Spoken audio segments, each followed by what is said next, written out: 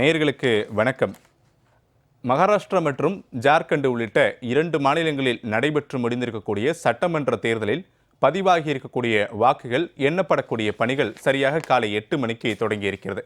இதேபோல வயநாடு மக்களவை தொகுதிக்கான இடைத்தேர்தலில் பதிவாகி இருக்கக்கூடிய வாக்குகள் உட்பட சில மாநிலங்களில் நடைபெற்ற சட்டமன்ற இடைத்தேர்தலில் பதிவாகியிருக்கக்கூடிய வாக்குகளையும் எண்ணக்கூடிய பணிகள் தொடங்கியிருக்கிறார்கள்.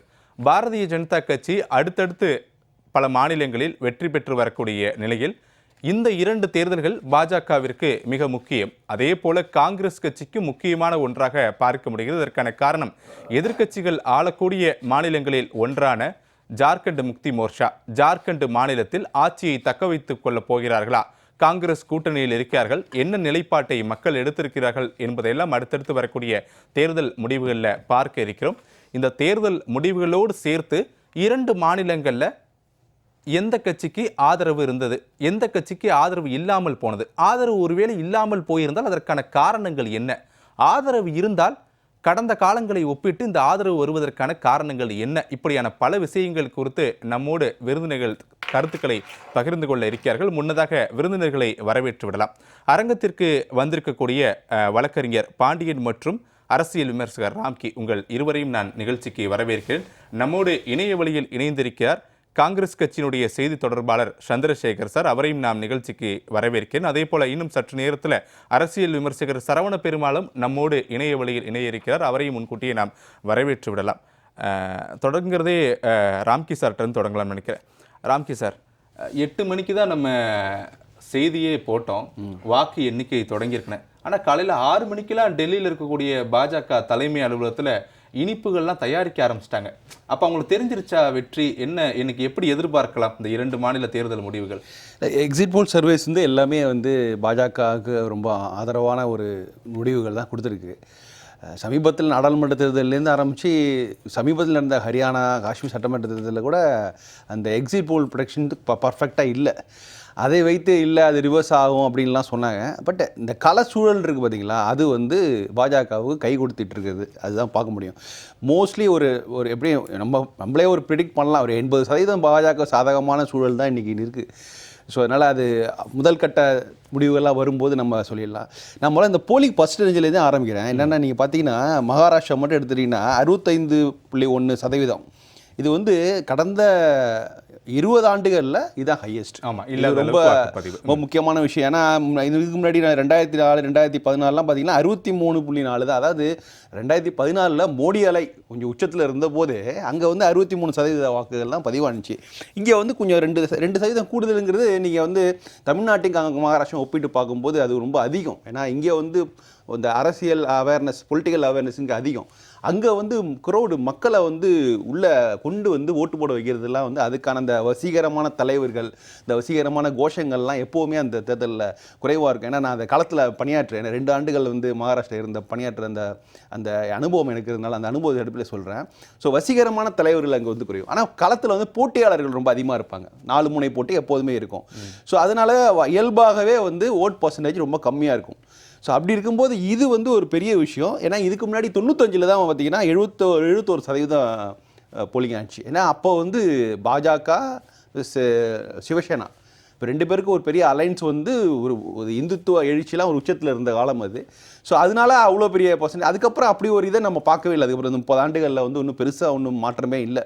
ஸோ அதனால் இன்றைக்கி இந்த போல் பர்சன்டேஜ் வச்சு பார்க்கும்போதே ஒரு சிங்கிள் மெஜாரிட்டி பார்ட்டியாக பாஜக உருவதற்கான அனைத்து வாய்ப்புகள் இருக்கின்றன. அதுவே ஒரு பெரிய விஷயம் ஆக்சுவலாக.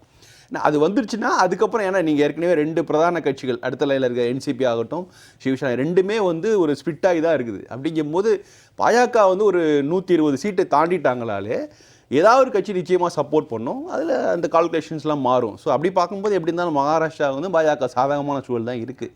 ஜார்க்கண்ட் கொஞ்சம் ஒரு டிஃப்ரெண்ட்டான சினாரியோஸ் தான். ஏன்னா அங்கேயும் பாஜக வளர்ச்சியில் இருக்குது. அதே சமயத்தில் இது ஜேஎம்எம் ரொம்ப டஃப்பான ஒரு ஃபைட்டிங் தான் கொடுத்துருக்காங்க. ஸோ இதெல்லாம் இது பார்க்கும்போதே நம்ம ஓரளவு கணிக்க முடியுது. பார்க்கலாம். ஃபஸ்ட்டு தபால் ஓட்டுகளை வச்சு நம்ம முடிவு பண்ண முடியாது. ஏன்னா அது அப்படிப்பட்ட ஒரு மாநிலங்கள் கிடையாது. ஆக்சுவலாக தமிழ்நாடு, ஆந்திரா, தெலுங்கானா, கர்நாடகா மாதிரி நம்ம தபால் ஓட்டிலே ஒரு ட்ரெண்டை பார்க்கலாம். பட் இதில் இங்கே நிச்சயமாக பார்க்க முடியாது. கொஞ்சம் வெயிட் பண்ணி தான் நம்ம பார்க்கணும். பட் ரொம்ப இன்ட்ரெஸ்டிங்காக இருக்கும்னு நான் நினைக்கிறேன். ஏன்னா இது ரொம்ப மகாராஷ்டிரா மாநிலத்தோடைய மட்டும் இல்லாமல் இது இந்தியா முழுக்கவுமே ஒரு பெரிய பாதிப்பை ஏற்படுத்தக்கூடியது. ஏன்னா நம்ம காஷ்மீரை பற்றி அரசியல் தளத்தில் நிறைய பேசுவாங்க. காஷ்மீரில் தேர்தல் நடந்தபோது அரசியல் தளத்தில் பேசினாங்க. ஆனால் இது வந்து எல்லா விஷயத்துலையும் அரசியல், பொருளாதாரம், எல்லா விஷயங்களையும் மகாராஷ்டிரா மாநிலங்கிறது ரொம்ப முக்கியமான மாநிலம். நீங்கள் எல்லா துறையிலையும் ஒரு டாப் 5ல வந்து ஏதாவது ஒரு இடத்துல டாப் 3 டாப் 4ல வந்துடும் மகாராஷ்டிரா. ஸோ மகாராஷ்டிராவை தவிர்த்து விட்டு இந்திய அரசியலில் வந்து எந்த துறையை பற்றியும் பேச முடியாது. ஸோ அப்படிங்கும்போது அங்கே ஒரு ஸ்டேபிளான கவர்மெண்ட் அப்படி வந்துச்சுன்னா அது உண்மையிலே ஒரு பெரிய ஒரு பெரிய மாற்றங்களுக்கு வழிவகுக்கும். ஏன்னா ஒரு 10 வருஷமாக ரொம்ப ஸ்ட்ரகிள் ஆகிட்டு இருக்காங்க. இன்றைக்கு அதுவும் கடந்த 5 ஆண்டுகள் நடந்த மாற்றங்கள், ஃபர்ஸ்ட் ஒரு 2.5 வருஷம் வந்து வேறு விதமான கூட்டணி, அதுக்கப்புறம் அடுத்த 2.5 வருஷம் வேறு விதமான கூட்டணிலாம் பார்த்து மக்கள் சலித்து போயிருப்பாங்கன்னு நான் நினைக்கிறேன். ஸோ இன்றைக்கி அவங்க கொடுக்குற தீர்ப்பு வந்து ரொம்ப உறுதியான தீர்ப்பாக இருக்கும். ஸோ இன்றைக்கி கிட்டத்தட்ட வந்து இந்த முடிவுகள் ரொம்ப தெளிவாக இருந்தால் இன்னும் ஒரு நியூ மகாராஷ்டிரா உருவாகுறதை நான் சொல்லுவேன். ஏன்னா அந்த அளவுக்கு ஒரு இந்த பொலிட்டிக்கல் ஸ்டெபிலிட்டியோட அவசியம் வந்து ஒரு சாமானிய மக்களுக்கு அங்கே புரிஞ்சிருக்குது. ஸோ அப்படிங்கும்போது அதை நம்ம வந்து ரிசல்ட்ஸ் இன்றைக்கி ரொம்ப முக்கியமான ரிசல்ட்ஸ், இந்தியாவே பார்க்க வேண்டிய ரிசல்ட்ஸாக தான் நான் பார்க்குறேன். ராம்கி சார், பொதுவாகவே நமக்குள்ள ஒரு மனநிலைமை இருக்கும். ஒரு மாநிலத்தில் அதிக அளவில் வாக்குகள் பதிவாகுது அப்படின்னா அது வந்து ஆளக்கூடிய அரசுக்கு எதிரான மனநிலைமையாக தான் இருக்கும். அவங்க வந்து இன்னொரு ஆட்சியை விரும்புறாங்க, அதனால தான் அதிக அளவில் வந்து வாக்களிச்சிருக்காங்க அப்படின்றது நம்ம ஒவ்வொரு தேர்தலையும் பேசக்கூடிய விஷயமா தான் இருக்கு. மகாராஷ்டிரா தேர்தலில் இப்போ அதிக அளவில் 20 ஆண்டுகளுக்கு பிறகு இவ்வளவு அதிக சதவீத வாக்குகள் பதிவாகி இருக்குது அப்படின்னா இது அரசுக்கு எதிரான மனநிலைமையா புரிஞ்சுக்க முடியுமா? இல்ல ஆதரவு தான், இவங்களே திருப்பி வேணும், அதுக்காக தான் நாங்க அதிக அளவில் வாக்களிச்சிருக்கோம் அப்படின்னு மக்கள் சொல்ல விரும்புறதா புரிஞ்சுக்க முடியுமா? இல்லை, 2 விஷயம். ஒரு பாஜக ஒரு பெரிய அட்வான்டேஜ் என்னன்னா அவங்க வந்து எல்லா இதுலேயும் ஷிண்டே அவர்களை முன்னிறுத்தி விட்டு எல்லாம் பண்ணாங்க. ஏன்னா சில நேரங்களில் இந்த 3 பேர் ரொம்ப முக்கியம். இவராகட்டும், பாஜக ஆகட்டும், என்சிபி ஆகட்டும், சிவசேனா, ஷிண்டேவோட சிவசேனா 3 பேர். இதில் நீங்கள் ஷிண்டே வந்து பிரச்சாரங்களில் நீங்கள் பார்க்கும்போது அஜித் பவார் வந்து ஷிண்டே சொன்ன சில விஷயங்கள்ல நான் தான் சொல்லி சஜஸ்ட் பண்ண மாதிரி சொல்றாரு. ஆனால் பாஜக எந்த விதமான இந்த கான்ட்ரவர்ஷியலையும் போல கிட்டத்தட்ட அவங்க வந்து முழுக்க பின்னாடி இருக்காங்க. இன்ஃபேக்ட் சில மராட்டே மீடியா செய்திகள் என்ன சொல்லுதுன்னா இந்த கேண்டிடேட் செலெக்ஷன்ல ஷிண்டேவோட பார்ட்டி கேண்டிடேட் செலெக்ஷன்ல பிஜேபியோட தலையீடு இருக்கு அப்படிங்கிறாங்க. ரொம்ப கேர்ஃபுல்லாக ப்ளே பண்ணுறாங்க பாஜக பொறுத்த வரைக்கும். ஸோ அதனால் ஒரு ஆன்டி இன்கம்பன்சி ஃபேக்டர் இருந்தால் கூட அதுவே ரொம்ப கன்ஃபியூஷனாக இருக்குங்கிறாங்க. ஏன்னா வந்து 2 ஆண்டுகள் நடந்ததில் வந்து ஒரு பெரிய ஆன்டி இன்கம்பன்சி ஃபேக்டர் இல்லைங்கிறாங்க. அப்படி இருந்தால் கூட அது வந்து ஷிண்டேக்கு எதிராக தான் போக முடியும், பாஜகவுக்கு எதிராக போகிறதுக்கான வாய்ப்புகள் குறைவு. இது ஒன்று. 2வது, கடந்த 20 ஆண்டுகளில் நடந்த தேர்தலை எடுத்து பார்க்கும்போது எப்போதெல்லாம் வந்து நீங்கள் அதிக ஓட் பர்சன்டேஜ் இருக்குன்னா அதெல்லாமே வந்து பாஜகவுக்கு தான் சாதகமாக இருக்குது. அப்படியே அவங்களுடைய க்ரௌத் வந்து அப்படியே இன்க்ரீஸ் ஆகிட்டே இருக்குது. நம்பர் ஆஃப் சீட்ஸ் அதிகமாகிடும். அதனால தான் அவங்களால எளிதாக 100 சீட்டுகளை தாண்டி இடம் வாங்க முடிஞ்சுது. ஸோ அப்படிலாம் பார்க்கும்போது ஆன்டி இன்கம்பன்சி ஃபேக்டர் இருந்தால் கூட அது அதிகமாக பாதிக்கப்பட போவது ஷிண்டே தான். இன்ஃபேக்ட் அஜித் பவார் கூட வந்து கிரவுண்டில் வந்து இறங்கி வெளிப்படையாக பேச ஆரம்பிச்சிட்டார். ஸோ அதனால் வந்து அதிகமாக ஆன்டி இன்கம் ஃபேக்டரில் அதிகமாக பாதிக்கப்படுவது ஷிண்டே தான் ஒழிய அஜித் பவார் கூட பாதிக்கப்படாத போது பாஜக பாதிப்படுவதற்கான வாய்ப்புகள் ரொம்ப குறைவாக இருக்குது.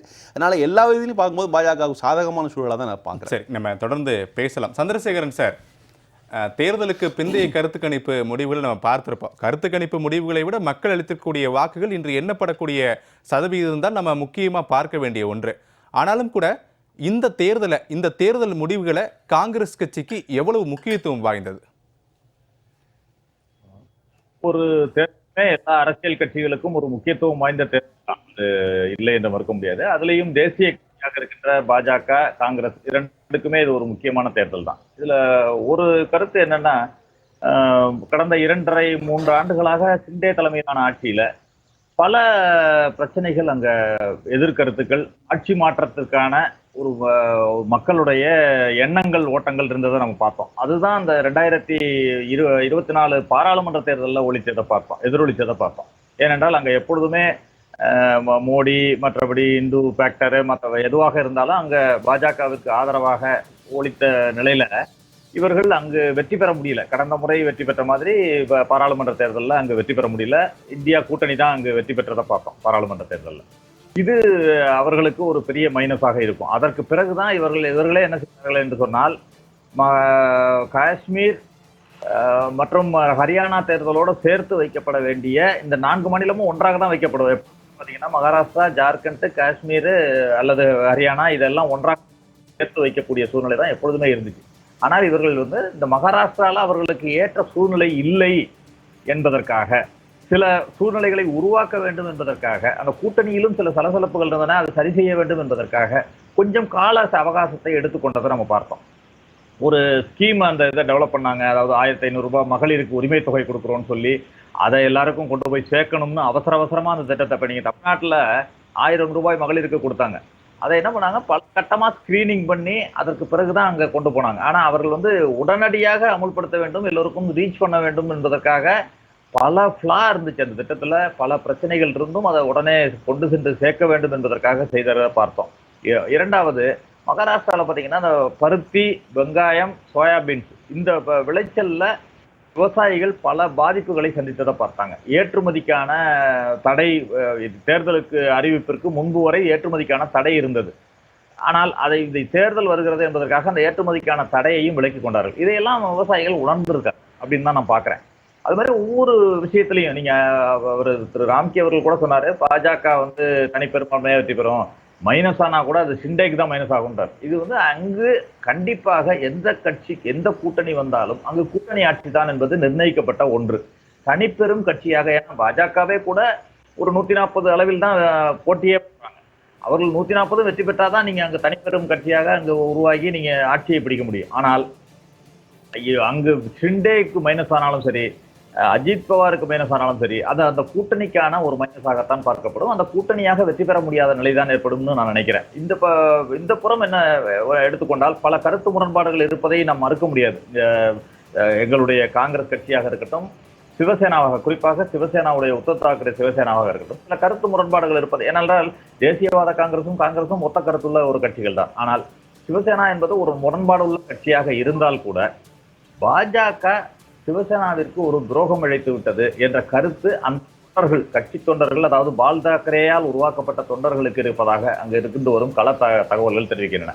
அதே போல கடந்த தேர்தலில் அஜித் பவார் எதிர்பார்த்த அளவிற்கு அவர் சரத்பவாரிடமிருந்து வாக்குகளை பிரிக்க முடியவில்லை என்பதையும் பார்த்தோம். அபிஷியல் கட்சி, அபிஷியல் சின்னம் இரண்டுமே வந்து பாத்தீங்கன்னா ஷிண்டே கிட்டையும் அஜித் பவார்கிட்டையும் தான் இருந்துச்சு. ஆனா வெற்றி என்பது இந்த இவர்களிடம் தான் இருந்துச்சு. ஒரிஜினல், அதாவது சரத்பவாருடைய கட்சியிடமும் ஒரிஜினல் உத்தவ் தாக்கரே கட்சியிடம் தான் வாக்குகள் சென்றன அப்படிங்கிறத பார்த்தோம். இது வந்து கண்டிப்பா அந்த சட்டமன்ற தேர்தலில் எதிரொலிக்கும், அது பாஜகவையும் பாதிக்கும் என்பதுதான் என்னுடைய கருத்து. நீங்க வெறும் நீங்க ஒரு மகாராஷ்டிரா என்று ஒரு ஹோலிஸ்டிக்கா எடுத்துக்க முடியாது. நீங்க மகாராஷ்டிரா பாத்தீங்கன்னா கிட்டத்தட்ட ஒரு 7-8 ரீஜனாக பிரிக்கப்படுது. ஒவ்வொரு ரீஜனுமே ஒவ்வொரு பேட்டர்ன்ல வாக்களிக்கிறாங்க. ஒன்று மராட்டா ரீஜன் எடுத்துக்கலாம், விதர்பா ரீஜன், அது மாதிரி எடுக்கிறப்ப மராட்டா வாக்குகள் என்று எடுத்துக்கொண்டால் அது பாஜகவிற்கு இப்பொழுது எதிராக இருக்கிறது அப்படிங்கிற ஒரு கருத்து அங்கு நிலவுகிறது. ஏனென்றால் அந்த மராட்டாவுக்கு இடஒதுக்கீடு சம்பந்தமாக பல போராட்டங்கள் அங்கு நடந்தது. இதையெல்லாம் பார்த்தோம். இதையும் மீறி அங்குள்ள ஒரு கள நிலவரம் என்று எடுத்துக்கொண்டால் கட்சி அரசியலை தாண்டி எல்லா கட்சியிலும் எல்லா கட்சியை சேர்ந்தவர்களும் இருக்கிறார்கள் என்பதையும் நம்ம ஒத்துக்கணும். ஏன்னா கட்சி மாறி சென்று வெவ்வேறு கட்சிகளில் போட்டியிடுபவர்கள் எல்லா கட்சியிலுமே இருக்கிறார்கள், அரசியல் கட்சியிலுமே இருக்கிறார்கள். அது வந்து அந்த ஒரு அவர்களுடைய தனிப்பட்ட செல்வாக்கும் அந்த இடத்துல அந்த வெற்றியை நிர்ணயிக்கக்கூடிய ஒன்றாக பார்க்கிறேன். இரண்டாவது, ரெபல் கேண்டிடேட், அதாவது எதிரெதிர் துருவங்களாக கட்சியிலிருந்து வெளியேறி ரெபல் கேண்டிடேட்டாக போட்டியிடுபவர்களும் பல கட்சிகளில் இருப்பதாக அங்கிருந்து வரும் கள தகவல்கள் தெரிவிக்கின்றன. அவர்களும் எந்த அளவிற்கு வாக்குகளை பிரித்து யாரை தோற்கடிக்க போகிறார்கள் என்பதும் அங்கு ஒரு முக்கியமான பாயிண்டாக பார்க்கிறேன். இது மகாராஷ்டிரா. இதையெல்லாம் தாண்டி அங்கு ஆட்சி மாற்றத்திற்கான எண்ணம் நிலவுவதாகவே நான் நினைக்கிறேன். அது எங்களுடைய இந்தியா கூட்டணிக்கு சாதகமாக வந்து கண்டிப்பாக ஒரு வெற்றியை ஈட்டி தரும் என்ற நம்பிக்கை எனக்கு இருக்கிறது. ஒன்று. இரண்டாவது, ஜார்க்கண்டை எடுத்துக்கொண்டால் ஜார்க்கண்டில் கடந்த 4-5 ஆண்டுகளமாக இந்த ஜார்க்கண்ட் முக்தி மோர்ச்சா காங்கிரஸ் கூட்டணி ஆட்சியில் இருக்கிறது. அங்கு பழங்குடியின மக்கள் பாஜகவிற்கு எதிரான மனநிலையில் இருப்பதாகவே நான் நினைக்கிறேன். ஏனென்றால் கடந்த 2013ஆம் ஆண்டிலிருந்து அவர்கள் பழங்குடியின மக்களிடமிருந்து அந்த கனிம வளத்தை வெட்டி எடுப்பதற்கு தனியாருக்கு ஒதுக்கினாங்க. அது அப்பொழுது திரௌபதி முர்மு அவர்கள் தான் அங்க கவர்னரா இருந்து அந்த வன பாதுகாப்பு திருத்த சட்டத்துக்கு கையெழுத்திட்டார். அது அந்த வன உரிமையை, பழங்குடியின மக்களுடைய வன உரிமையை பறிப்பதாக பழங்குடியின மக்கள் நினைத்தார்கள். இரண்டாவது, ஜார்க்கண்டை பொறுத்தவரை சிபு சோரன், ஹேமந்த் சோரன் ஒரு மிக பெரும் தலைவர்களாக, பழங்குடியின தலைவர்களாக பார்க்கப்படக்கூடியவர்களாக இப்போதைக்கு வரைக்கும் இருக்கிறார்கள், அங்கு இருக்கிறார்கள். அவரை கைது செய்து அந்த கட்சியை, ஜார்க்கண்ட் முக்தி மோர்ச்சாவை உடைத்து அதன் மூலமாக தாங்கள் மீண்டும் ஆட்சிக்கு வந்து தேர்தலை நடத்த வேண்டும் என்ற பாஜகவின் திட்டம் அங்கு பலிக்கவில்லை. அதுவும் அவர்களுக்கு மைனஸ். அதாவது அவரை கைது செய்தது என்பது அங்கு உள்ள மக்களிடையே ஒரு அனுதாபத்தை தந்திருக்கிறது என்பதை பார்க்கிறோம். அவருக்கு திரு சம்பாய் சோரன் அவர்கள் மூலமாக பிரித்து அவர்களிடமிருந்து சில எம்எல்ஏக்களை பிரிக்கலாம் என்று நினைத்தது கூட நடக்கவில்லை. சம்பாய் சோரன் பெரிய அளவில் தாக்கத்தை அங்க ஏற்படுத்தலை அப்படிங்கிறதையும் பார்க்கிறோம். அந்த அளவில் பார்த்தோம் என்று சொன்னால் அங்கும் காங்கிரஸ் ஜார்க்கண்ட் முக்தி மோர்ச்சா கூட்டணிக்கு ஒரு எட்ஜ் இருப்பதாகவே நான் நினைக்கிறேன். சார், இப்போ மகாராஷ்டிரா மாநிலத்தில் நீங்கள் சொன்னது மாதிரி லோக்சபா தேர்தலில் சரத்பவாரை விட அஜித் பவார் பின்தங்கி இருந்தார். உண்மையான விஷயங்கள் தான். ஆனால் இப்போ அந்த தேர்தலுக்கு பிந்தைய கருத்து கணிப்பு முடிவுகளின் அடிப்படையில் ஒரு சில தகவல்கள்லாம் தேசிய ஊடகங்கள் தனித்தனியாகவே கொடுத்திருந்தாங்க. ஒவ்வொரு கட்சிக்குமான எத்தனை சட்டமன்ற உறுப்பினர்கள் இவர்கள் வருவதற்கான வாய்ப்புகள் இருக்கிறது அப்படின்னு. ஆனால் சரத்பவாரை கம்பேர் பண்ணும்போது அஜித் பவாருடைய சட்டமன்ற உறுப்பினர்கள் எண்ணிக்கை தான் அதிகரிப்பதற்கான வாய்ப்புகள் இருக்குது. சின்னமும் கொடியும் அவர்கிட்ட இருக்கு, கட்சியும் அவர்கிட்ட இருக்கு. ஸோ லோக்சபாவை கம்பேர் பண்ணும்போது அசம்பிளி எலெக்ஷன்ல அஜித் பவாருக்கே அதிக முகாந்திரம் இருக்கிறது அப்படின்றத தேர்தலுக்கு பிந்தைய கருத்து கணிப்புகள். இதை எப்படி பார்க்குது காங்கிரஸ்? நீங்க தேர்தலுக்கு பிந்தைய அதாவது கருத்து கணிப்புகள் என்பதையே கடந்த சமீப காலங்களாக உண்மையிலேயே ஒரு புறக்கணிக்கக்கூடிய ஒன்றாக இருக்கிறது. கருத்து திணிப்புகளாகத்தான் நான் பார்க்கிறோம். இந்த தேர்தலுக்கு பிந்தைய கருத்து கணிப்புகளையே காங்கிரஸ் கட்சி முழுமையாக புறக்கணிக்கிறது என்பதுதான் எங்களுடைய அகில இந்திய காங்கிரஸ் கட்சியினுடைய நிலைமை. ஏன்னு சொன்னால் இவர்கள் டோட்டலை போட்டுட்டு அதுக்கு தகுந்த மாதிரி இதை ஃபில் பண்ணிக்கிறாங்க. என்னென்ன கட்சி எது வரும்னு, யாருக்கு என்ன வர வேண்டும் என்பதை முன்பே நிர்ணயம் செய்துவிட்டு இந்தந்த ரீஜன்ல இந்தந்த கட்சி இந்தந்த கூட்டணி வரும்னு ஃபில் பண்ணிக்கிறாங்க. கடைசியா போடுவோம் நம்ம கணக்கு இதுல பார்த்தோம்னா கடைசியா டோட்டலா போடுவோம், போட்டுட்டு அப்புறம் அதுக்கு தகுந்த மாதிரி வழியை எழுதுவோம். அந்த மாதிரி விஷயங்கள் தான் அங்க நடந்திருக்கு அப்படிங்கிறது தான் நான் பாக்குறேன். ஏனென்றால் இப்பொழுது சமீப காலங்கள்ல வருகின்ற கருத்து கணிப்புகள்ல பாஜகவிற்கு ஒரு எட்ஜ் கொடுப்பதையே ஒரு வழக்கமாக வட இந்திய கருத்து கணிப்புகள் எடுக்கின்ற ஊடகங்கள் வைத்திருக்கிறத நான் பாக்குறேன், தொடர்ந்து பாக்குறேன். நீங்க வேணா பேட்டர்ன் எடுத்து பாருங்க. ஒன்று இடுபறி நிலைமை போடுவாங்க, இல்லைன்னா பாஜகவிற்கு ஒரு எட்ஜ் கொடுப்பாங்க. இதைத்தான் தொடர்ந்து செய்து கொண்டிருக்கு. அதுவும் முக்கியமான தேர்தல்கள் எல்லாம் இது தொடர்ந்து நடந்துகிட்டு இருக்கு. இரண்டாவது, கடந்த கால கருத்து கணிப்புகள் நீங்க சத்தீஸ்கர் மத்திய பிரதேஷ் சத்தீஸ்கர் தேர்தல் நடந்த பொழுது சத்தீஸ்கரிலும் மத்திய பிரதேசத்திலும் காங்கிரஸ் கட்சி வெற்றி பெறும் என்று தெரிவித்தது. அங்கு அது அப்படியே பொய்த்தது. இப்பொழுது கூட ஹரியானாவில் காங்கிரஸ் கட்சி வெற்றி பெற்று விட்டதே என்றே சொல்லிவிட்டார்கள். ஆனால் அதுவும் அங்கு போய்த்தது. எனவே கருத்து கணிப்பு, தேர்தலுக்கு பிந்தைய கருத்து கணிப்பு என்பது ஒரு சயின்டிபிக்காக இல்லை, அது சரியாக இல்லை. அது அப்படியே வந்தால் கூட, அந்த கருத்து கணிப்பின் படியே வந்தால் கூட அது கருத்து கணிப்பால் தான் வந்தது. கருத்து கணிப்பு சரி என்பதை எங்களால் ஏற்றுக்கொள்ள முடியாது என்பதுதான் என்னுடைய கருத்து. சரி, ராம்கிருஷ்ணன் கேள்வி ரொம்ப முக்கியமான விஷயம். அது எல்லா மாநிலங்கள்லையும் கவனிக்கப்பட வேண்டிய விஷயமா பார்க்குறேன். ஏன்னா இந்த ரெண்டு கட்சிகளுமே பிளவுபட்டன, அதாவது உடைக்கப்பட்டன. அது பாஜகவுக்கு பெரிய ரோல் இருக்கு, அதில் எந்த சந்தேகம் இல்லை. இது ரெண்டு விஷயம் என்னென்னா, ஒன்று அஜித் பவார் நாடாளுமன்ற தேர்தலுக்கு முன் வரைக்குமே ரெண்டு பேருக்குமே உத்தவ் தாக்கரேக்கு மீதையும் சரத்பவார் மீதையும் ஒரு பெரிய அனுதாபம் இருந்துச்சு. அதனால தான் அவங்களுக்கு நிறைய ஓட்டு பெரிய அளவில் சக்ஸஸ் பண்ண முடிஞ்சுது. ஆனால் நடந்ததுக்கு அப்புறம் என்ன ஆச்சுன்னா, அந்த அனுதாபங்கிறது இன்னும் உத்தவ் தாக்கரேக்கு இருக்குது, ஆனால் அஜித் பவாருக்கு அப்படியே அவர் செய்த பணிகள் அப்படியே மாறுது. இதுக்கு என்ன ஒரு முக்கியமான காஷன்னா, இந்த குடும்ப உறவுகள் இருக்குது பார்த்தீங்களா. இப்போ நீங்கள் அஜித் பவாரை அவர் ஃபீல் பண்ணி எல்லா கேண்டிடேட்டுமே கிட்டத்தட்ட அவருக்கு ரொம்ப நெருக்கமானவர்கள், அவருக்கு நெருக்கமான சொந்தங்கள், சரத்பவாருக்கு நெருக்கமான சொந்தங்கள். நீங்கள் அந்த போட்டிங்கிறது ஒரு மேம்போக்காக இருக்குது, குடும்ப உறவுகளுக்கான போட்டியாக இருக்குது. ரொம்ப ஒரு ஆக்ரோஷமாக உக்கிரமாக இல்லை. நீங்கள் உத்தவ் தாக்கரே வெர்சஸ் ஷிண்டே அப்படின்னு பார்க்கும்போது அங்கே இருக்கிற கடுமையான போட்டி இருக்குது பார்த்தீங்களா, அந்த போட்டி மாதிரி இங்கே அஜித் பவார் சரத்பவாருக்கு இல்லை. கிட்டத்தட்ட சரத்பவார் ஒரு ரிட்டையர்ட் ஆகிற மனநிலையில் தான் இருக்கார். அவர் என்னுடைய பேரை அஜித் பவார் இன்ஃபேக்ட் சரத்பவாரோட படங்களை கூட பயன்படுத்துகிறார். அதுக்கு போய் தடை வாங்கிட்டு வர்றார் சரத்பவார், என் படத்தை பயன்படுது. கிட்டத்தட்ட இந்த போட்டி இருக்குது பார்த்தீங்களா, அது ஒரு சீரியஸான போட்டியாகவே எடுத்துக்கல. ரெண்டாவது, ஒரு பாராமதியில் நாடாளுமன்ற தேர்தலில் பிரச்சார நேரத்தில் பாராமதியில் அவங்க குடும்ப உறுப்பினர் ஒரு முதியவர் அவங்கள்ட்ட போய் கேட்கும்போது எனக்கு ஒன்றும் புரியல, அவங்க பெரியம்மா பொண்ணு போட்டு கேட்குறாங்க, இவங்க கேட்குறாங்க யாருக்கு ஓட்டு போடுறதுன்னு தெரியல, எனக்கு சிம்பிளும் குழப்பமாக இருக்குது அப்படிங்கிறாங்க. ஸோ அந்த ரெண்டு பேருக்கும் இடையிலான அந்த போட்டிங்கிறது அந்த அளவுக்கு ஒரு சீரியஸாக பார்க்கப்படுவதில்லை. ஸோ அதனால அஜித் பவார் கை கொடுக்குது அது.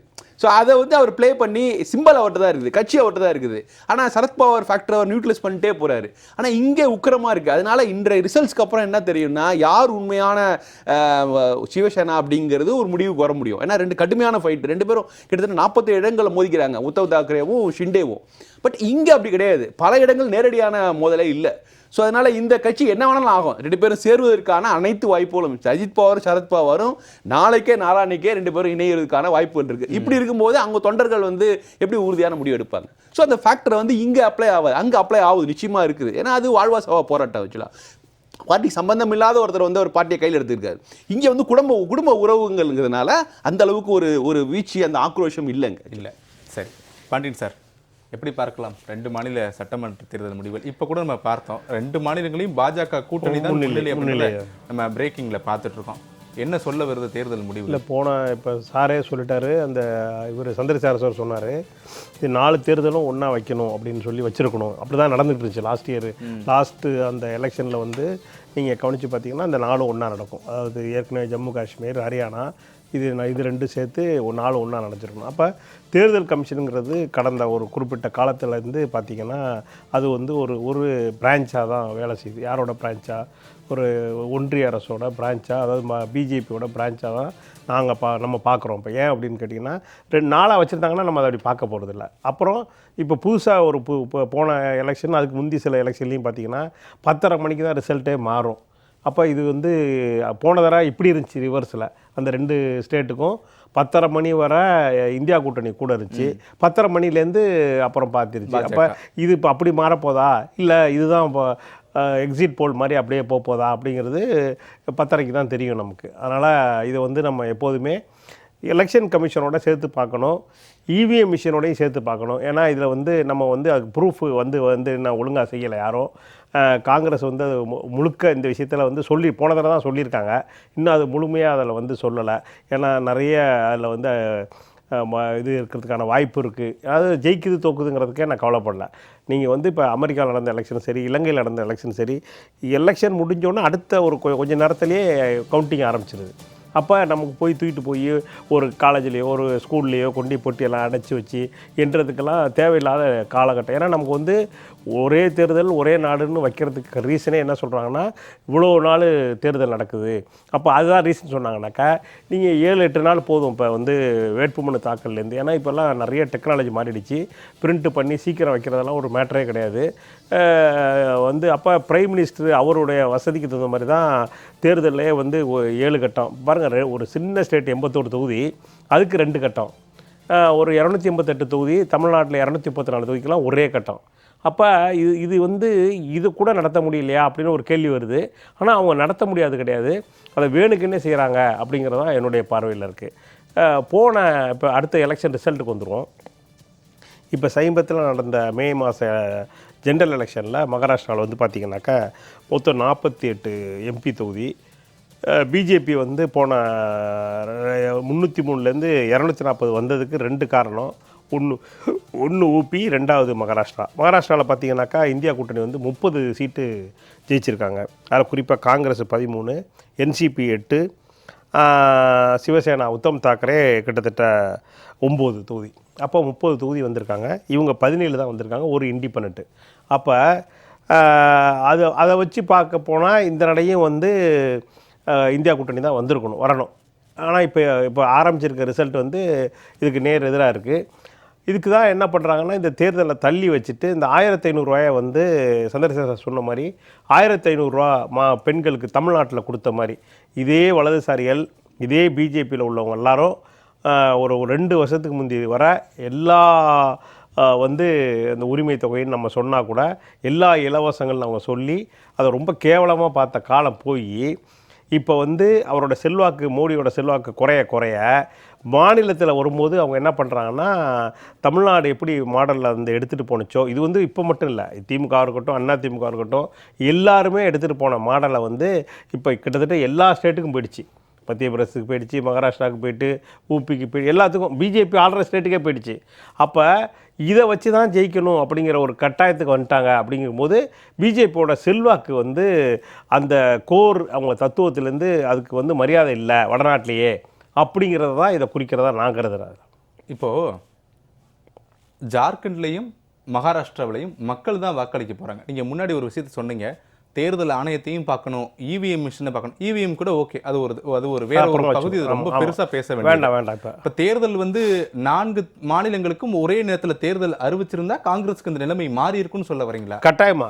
எந்த அடிப்படையில் மாறி இருக்கும்? இல்லை, இதான் இப்போ நீங்கள் ஒன்றும் இல்லைங்க, இந்த 1500 ரூபா அறிவிச்சது அந்த ஹரியானா தேர்தல், ஜம்மு காஷ்மீர் தேர்தல் முடிஞ்சு தான் அந்த 1500 ரூபா அறிவித்து அவசரமாக அமல்படுத்துகிறாங்க. அது அவங்க விருப்பம். அந்த மாநிலத்தில் அவங்க ஆட்சியில் இருக்காங்க, அது இன்னும் முன்னாடியே கூட பண்ணிருக்காங்க சார். இப்போ 4 ஸ்டேட்டுக்கு ஒன்னா அறிவிச்சிருந்தா கூட இயர்லியரா ஒரு 1.5 month முன்னாடியே அறிவிச்சிருக்க போறாங்க மகாராஷ்டிரால. அப்ப அந்த 1500 எப்படி மாறுவாங்க? இல்ல அமல்படுத்தி முடிச்சிருக்க முடியாதுல்ல. நீங்க அவ்வளவு பேருக்கு கொண்டு போய் சேர்த்திருக்க முடியாது. இப்பயே அது வந்து தடுமாட்டத்தெல்லாம் போயிட்டு இருக்கு.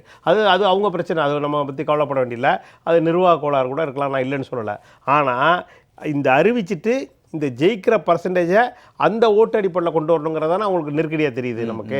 அப்போ வந்து மோடிக்கோ அல்லது பிஜேபிக்கோ அந்த செல்வாக்கு வந்து மேலும் மேலும் குறைஞ்சிக்கிட்டு இருக்கு. எங்கே குறிப்பாக இந்தி பெல்ட்டில் குறைஞ்சிருக்குங்கிறதா நமக்கு ரொம்ப முக்கியமாக பார்க்கணும். ஏன்னா ஊபிலே வந்து 80 சீட்டில் 43 சீட்டுக்கு 33 சீட்டு வந்துட்டாங்க. ஏன்னா 43 சீட்டு எஸ்பி மாநில கட்சி எங்கெங்கெல்லாம் வலுவாக இருக்கோ அங்கெல்லாம் வந்து பிஜேபி வந்து வீழ்த்தப்படுகிறது. எங்கெங்கெல்லாம் வந்து மாநில கட்சி இல்லையோ காங்கிரஸும் பிஜேபியும் நேரடியாக போட்டி போகிற இடத்துல மட்டும்தான் இன்னும் போயிட்டுருக்கு. அதில் மகாராஷ்டிரா ஊபியும் நம்ம கணக்கில் எடுத்துக்கணும். ஏன்னு கேட்டிங்கன்னா இங்கேயும் வந்து மாநில கட்சி இருக்குது, அங்கேயும் மாநில கட்சி எஸ்பி இருக்குது.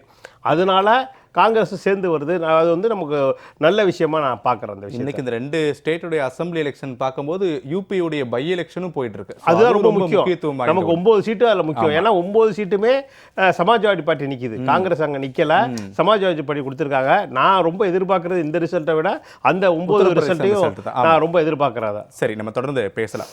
சரவண பெருமாள் சார், தேர்தலுடைய முடிவுகளை நீங்களும் பார்த்துட்டு இருப்பீங்க, நம்முடைய திரையிலேயே வரும், உங்களுக்கும் அது தெரியும்னு நினைக்கிறேன். பாரதிய ஜனதா கட்சி தான் ஜார்க்கண்ட், மகாராஷ்டிரா 2 மாநிலங்களுமே முன்னணி நிலவரத்தில் இருக்கிறாங்க. முன்னணி நிலவரம் வந்து ரொம்ப வேரியேஷன் இருக்கு. காங்கிரஸ் கூட்டணி 6 இடங்களில் முன்னிலை அப்படின்னா பாஜகவுடைய கூட்டணி 40 இடங்கள் 36 இடங்கள் முன்னிலை அப்படின்றத பார்க்க முடிகிறது. என்ன சொல்ல வருகிறது தேர்தலுடைய முடிவுகள்? அனைவருக்கும் காலை வணக்கம். சக கருத்துரையாளர்கள், நெறியாளர்களுக்கும் ஜெயா பிளஸ் குழுமத்தினருக்கும் டெக்னீஷியனுக்கும் காலை வணக்கங்களை தெரிவித்துக் கொண்டு உலக தமிழ் அறிஞர்களுக்கு தமிழ் கடவுள் முருகனுடைய திருவடியிலிருந்து பொன்னான கருத்துக்களை தெரிவிக்கிறேன். அதாவது இந்த மகாராஷ்டிரா எலெக்ஷனை பொறுத்த அளவுக்கு, அதாவது நம்ம இந்த செட்பேக், அதாவது வந்து பாத்தீங்கன்னா 400 இடங்கள் என்று மோடி அவர்கள் பிரச்சாரம் செய்து அது அந்த தேர்தல் ஓய்ந்து அதற்கு பின்பான வந்த முடிவுகள் 245 இடங்களை பாஜக பெற்றிருக்கிறது என்ற ஒரு சூழ்நிலை உருவாகி இப்பொழுது இந்த அரசாங்கமானது ஒரு 8 மாத காலம் 9 மாத காலமாக பயணம் செய்து கொண்டிருக்கிறது. மோடி 3வது என்டிஏ 2வது அப்படின்னு சொல்லலாம். அந்த மாதிரி சொல்லும் போது பாத்தீங்கன்னா இப்ப இருக்கக்கூடிய கால சூழ்நிலையில மக்கள் வந்து பாஜகவினுடைய அபரீதமான வெற்றி ஜம்மு காஷ்மீர்ல அப்படின்னு தான் சொல்லணும். அங்க வந்து அவங்க வந்து ஜம்மு காஷ்மீர்ல வெற்றி அடைந்திருந்தாலும் மக்கள் உணர்ந்திருப்பது என்னவென்றால், காஷ்மீரிலே வந்து எனக்கு நல்ல நினைவு இருக்கு, 94 எலெக்ஷன் காஷ்மீர் எலெக்ஷன்ல வந்து ஒரு சில விஷயங்கள்ல வந்து என்னுடைய குருவான ஸ்ரீ மாதாஜி நிர்மலா தேவி அவர்களுடைய அறிவுரையாலும் நான் ஒரு சில வேலைகளை ஆன்மீக பூர்வமாக செய்யும் போது, அதாவது வந்து பாத்தீங்கன்னா 94 எலெக்ஷன் நடக்கவே முடியாது காஷ்மீர்ல அப்படின்ற ஒரு சூழ்நிலையில அப்ப டிஎன் சேஷன் அவர்கள் நடத்தின போது 15 விழுக்காடுகள் தான் பெருவாரியாக பல தொகுதிகளில் வாக்களிக்கப்பட்டது. பல தொகுதிகளில் வாக்களிக்கவில்லை. 5-8% வாக்குகள் தான் 94 எலெக்ஷன்ல விழுந்தது. இன்னைக்கு வந்து 63% காஷ்மீர்ல வந்து வாக்கு விழுந்திருக்கிறது. அப்படின்னா இதுக்கு முன்னாடி 2017 பாஜக பிடிபி கூட்டணி ஆட்சி வெற்றி பெற்ற போதும் அந்த அளவுக்கு அறுதி பெரும்பான்மையாக மக்கள் வந்து வெளியே வந்து வாக்களிக்கவில்லை. இன்னைக்கு அந்த மிகப்பெரிய வெற்றியை மகாராஷ்டிரா மக்கள் அல்லது ஜார்க்கண்ட் மக்கள் உணர்ந்திருக்கிறார்கள். மோடி அவர்களுடைய இந்த தோல்வின்னு நான் தான் சொல்லுவேன். ஏன்னா 245 இடங்கள் பெற்றிருக்கிற சூழ்நிலையில வந்து பாத்தீங்கன்னா அது பெரிய வெற்றி கிடையாது.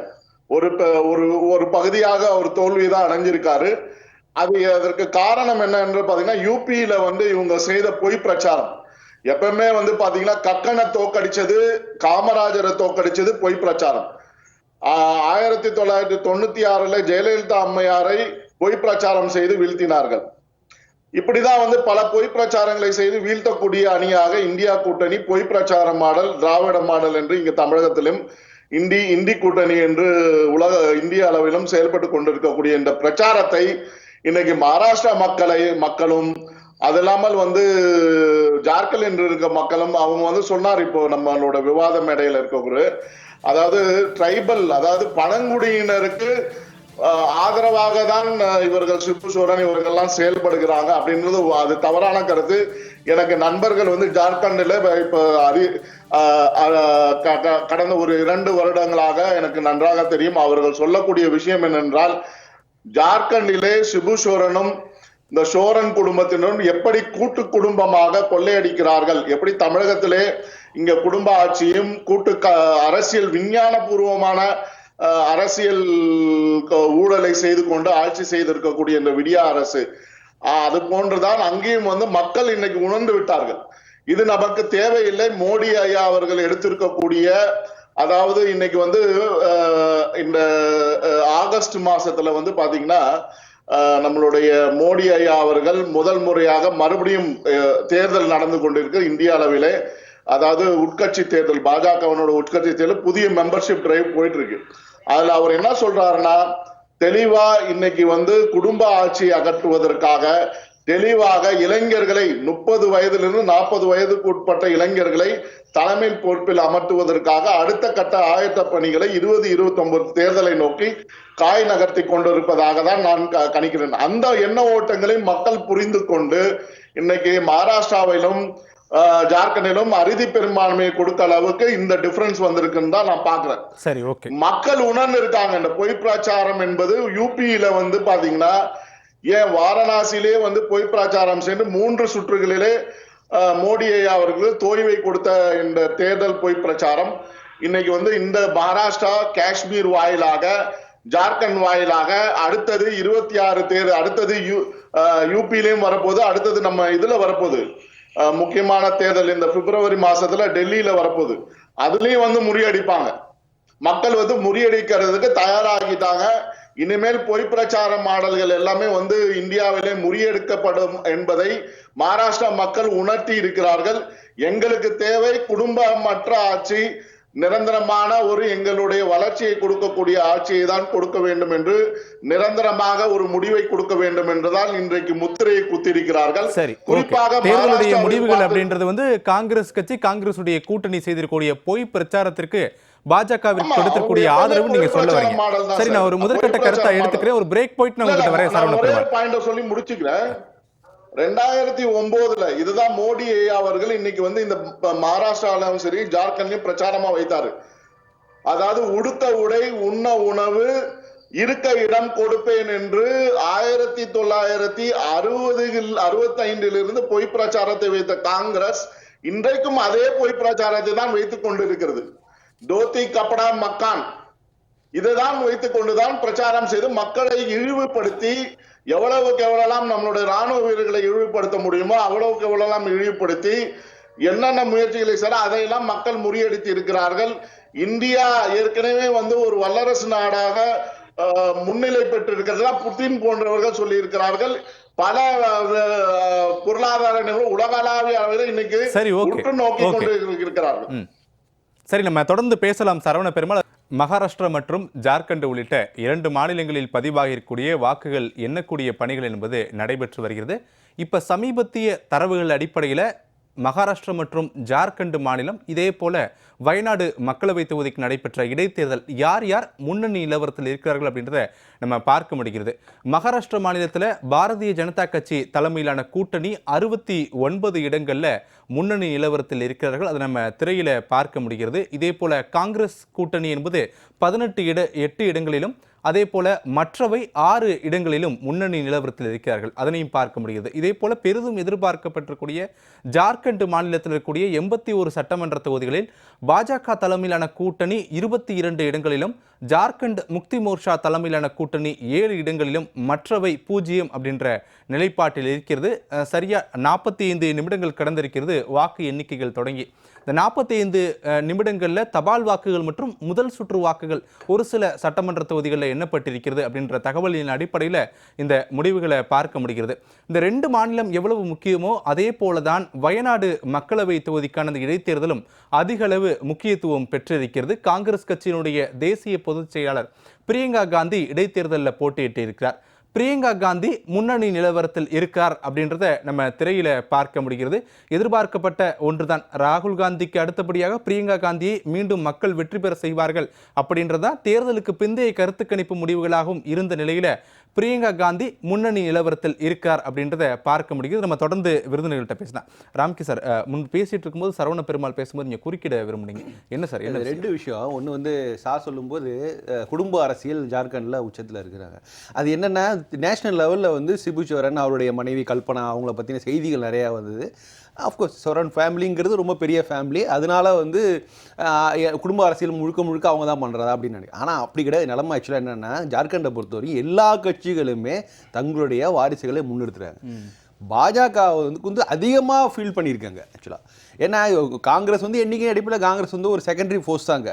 ஆனால் வந்து அவங்க வந்து குறைவாக தான் இருக்காங்க. ஆனால் இந்த ரெண்டு பேருமே, ஜேஎம்எம் ஆகட்டும் பாஜக ஆகட்டும், ரெண்டு தரப்புமே தொடர்ந்து அவங்களுடைய சொந்தக்காரங்க, பிரதர் இன்லா, சிஸ்டர் இன்லா, இது மாதிரி ஆட்களை தான் ஃபீல் பண்ணிடுறாங்க. கிட்டத்தட்ட அங்கே வந்து இரண்டு குடும்பங்களுக்கு இடையான ஒரு போட்டியாக தான் இந்த அரசியலே பார்க்கப்படுது. ஸோ இதனால் இதை வந்து பாஜக வந்து குறை சொல்வதற்கான எந்த ஒரு மாரல் இதுவுமே இல்லைன்னு தான் நினைக்கிறேன். முதல்ல வந்து என்னென்னா, நீங்கள் வந்து ஒரு மாநில கட்சி போட்டியாக 2 புலி சண்டை போட்டுருக்கு சார், 2 ரீஜனல் பார்ட்டிஸு சண்டை போட்டிருக்கு. நீங்கள் வந்து ஒரு சிங்கமாக தான் நீங்கள் வரணும். நீங்களும் புலி வேஷம் போட்டு நீங்களும் வந்து அந்த மாநில கட்சி நமக்கு அந்த எதுக்கு இப்போ தமிழ்நாட்டே எடுத்துங்களா, திமுக அண்ணா திமுகவை இடத்தை நகர்த்தி விட்டு நான் வரேன்னு நினைக்கிறது வந்து ஒரு தவறாக தான் பார்க்கப்படும். நீங்கள் ஒரு செக்ஸ் அண்ட் பேலன்ஸாக இவர்கள் 2 தரப்புக்கும் தராத ஒரு விஷயத்தை இவங்களை விட ஒரு டிஃப்ரெண்ட்டான ஒரு விஷயத்தை செல்வேன், ஒரு பார்ட்டி வித் டிஃப்ரெண்ட் சொல்லி வந்தீங்கன்னா அதுதான் வந்து மக்கள் வரவேற்க தயாராக இருப்பாங்க. இந்த மாதிரியான ஒரு பொலிட்டிக்கல் கிளைமேட் தான் ஜார்க்கண்ட்லேயும் இருக்குது. நீங்கள் ஜேஎம் கூட ஒரு ஆன்டி ஜேஎம் அப்படிங்கிற ஒரு ஸ்டாண்டை தான் பிஜேபி, ஆன்டி ஜேஎம் அப்படிங்கிற ஸ்டாண்ட் நோக்கி தான் பாஜக போகுது. அது உங்ககிட்ட எதிர்பார்க்கல. நீங்கள் உங்களுடைய தனித்தன்மை, நீங்கள் ஒரு நேஷனல் பார்ட்டி, நீங்கள் அங்கே 2 பேருக்கும் இருதூரமாக நடக்கிற போட்டியிலேருந்து அந்த மாநிலத்தை மீட்டு மற்ற மாநிலங்களுக்கு, மற்ற மக்களுக்கு கிடைக்கிற அதே வாழ்வாதாரத்தை நீங்கள் வந்து உறுதி செய்வது தான் பாஜக என்கிற ஒரு தேசிய கட்சியோட கடமை. நீங்களும் களத்தில் இறங்கி போய் அவங்களுக்கு சரி சமமாக சண்டை போட்டு அவங்க குடும்ப உறுப்பினர் இறங்கினா நாங்களும் குடும்ப உறுப்பினர் அப்படின்னு இறங்குறது வந்து உங்களுடைய நோக்கம் என்ன? வெறும் அதிகாரத்தை கைப்பற்றுவது தான்.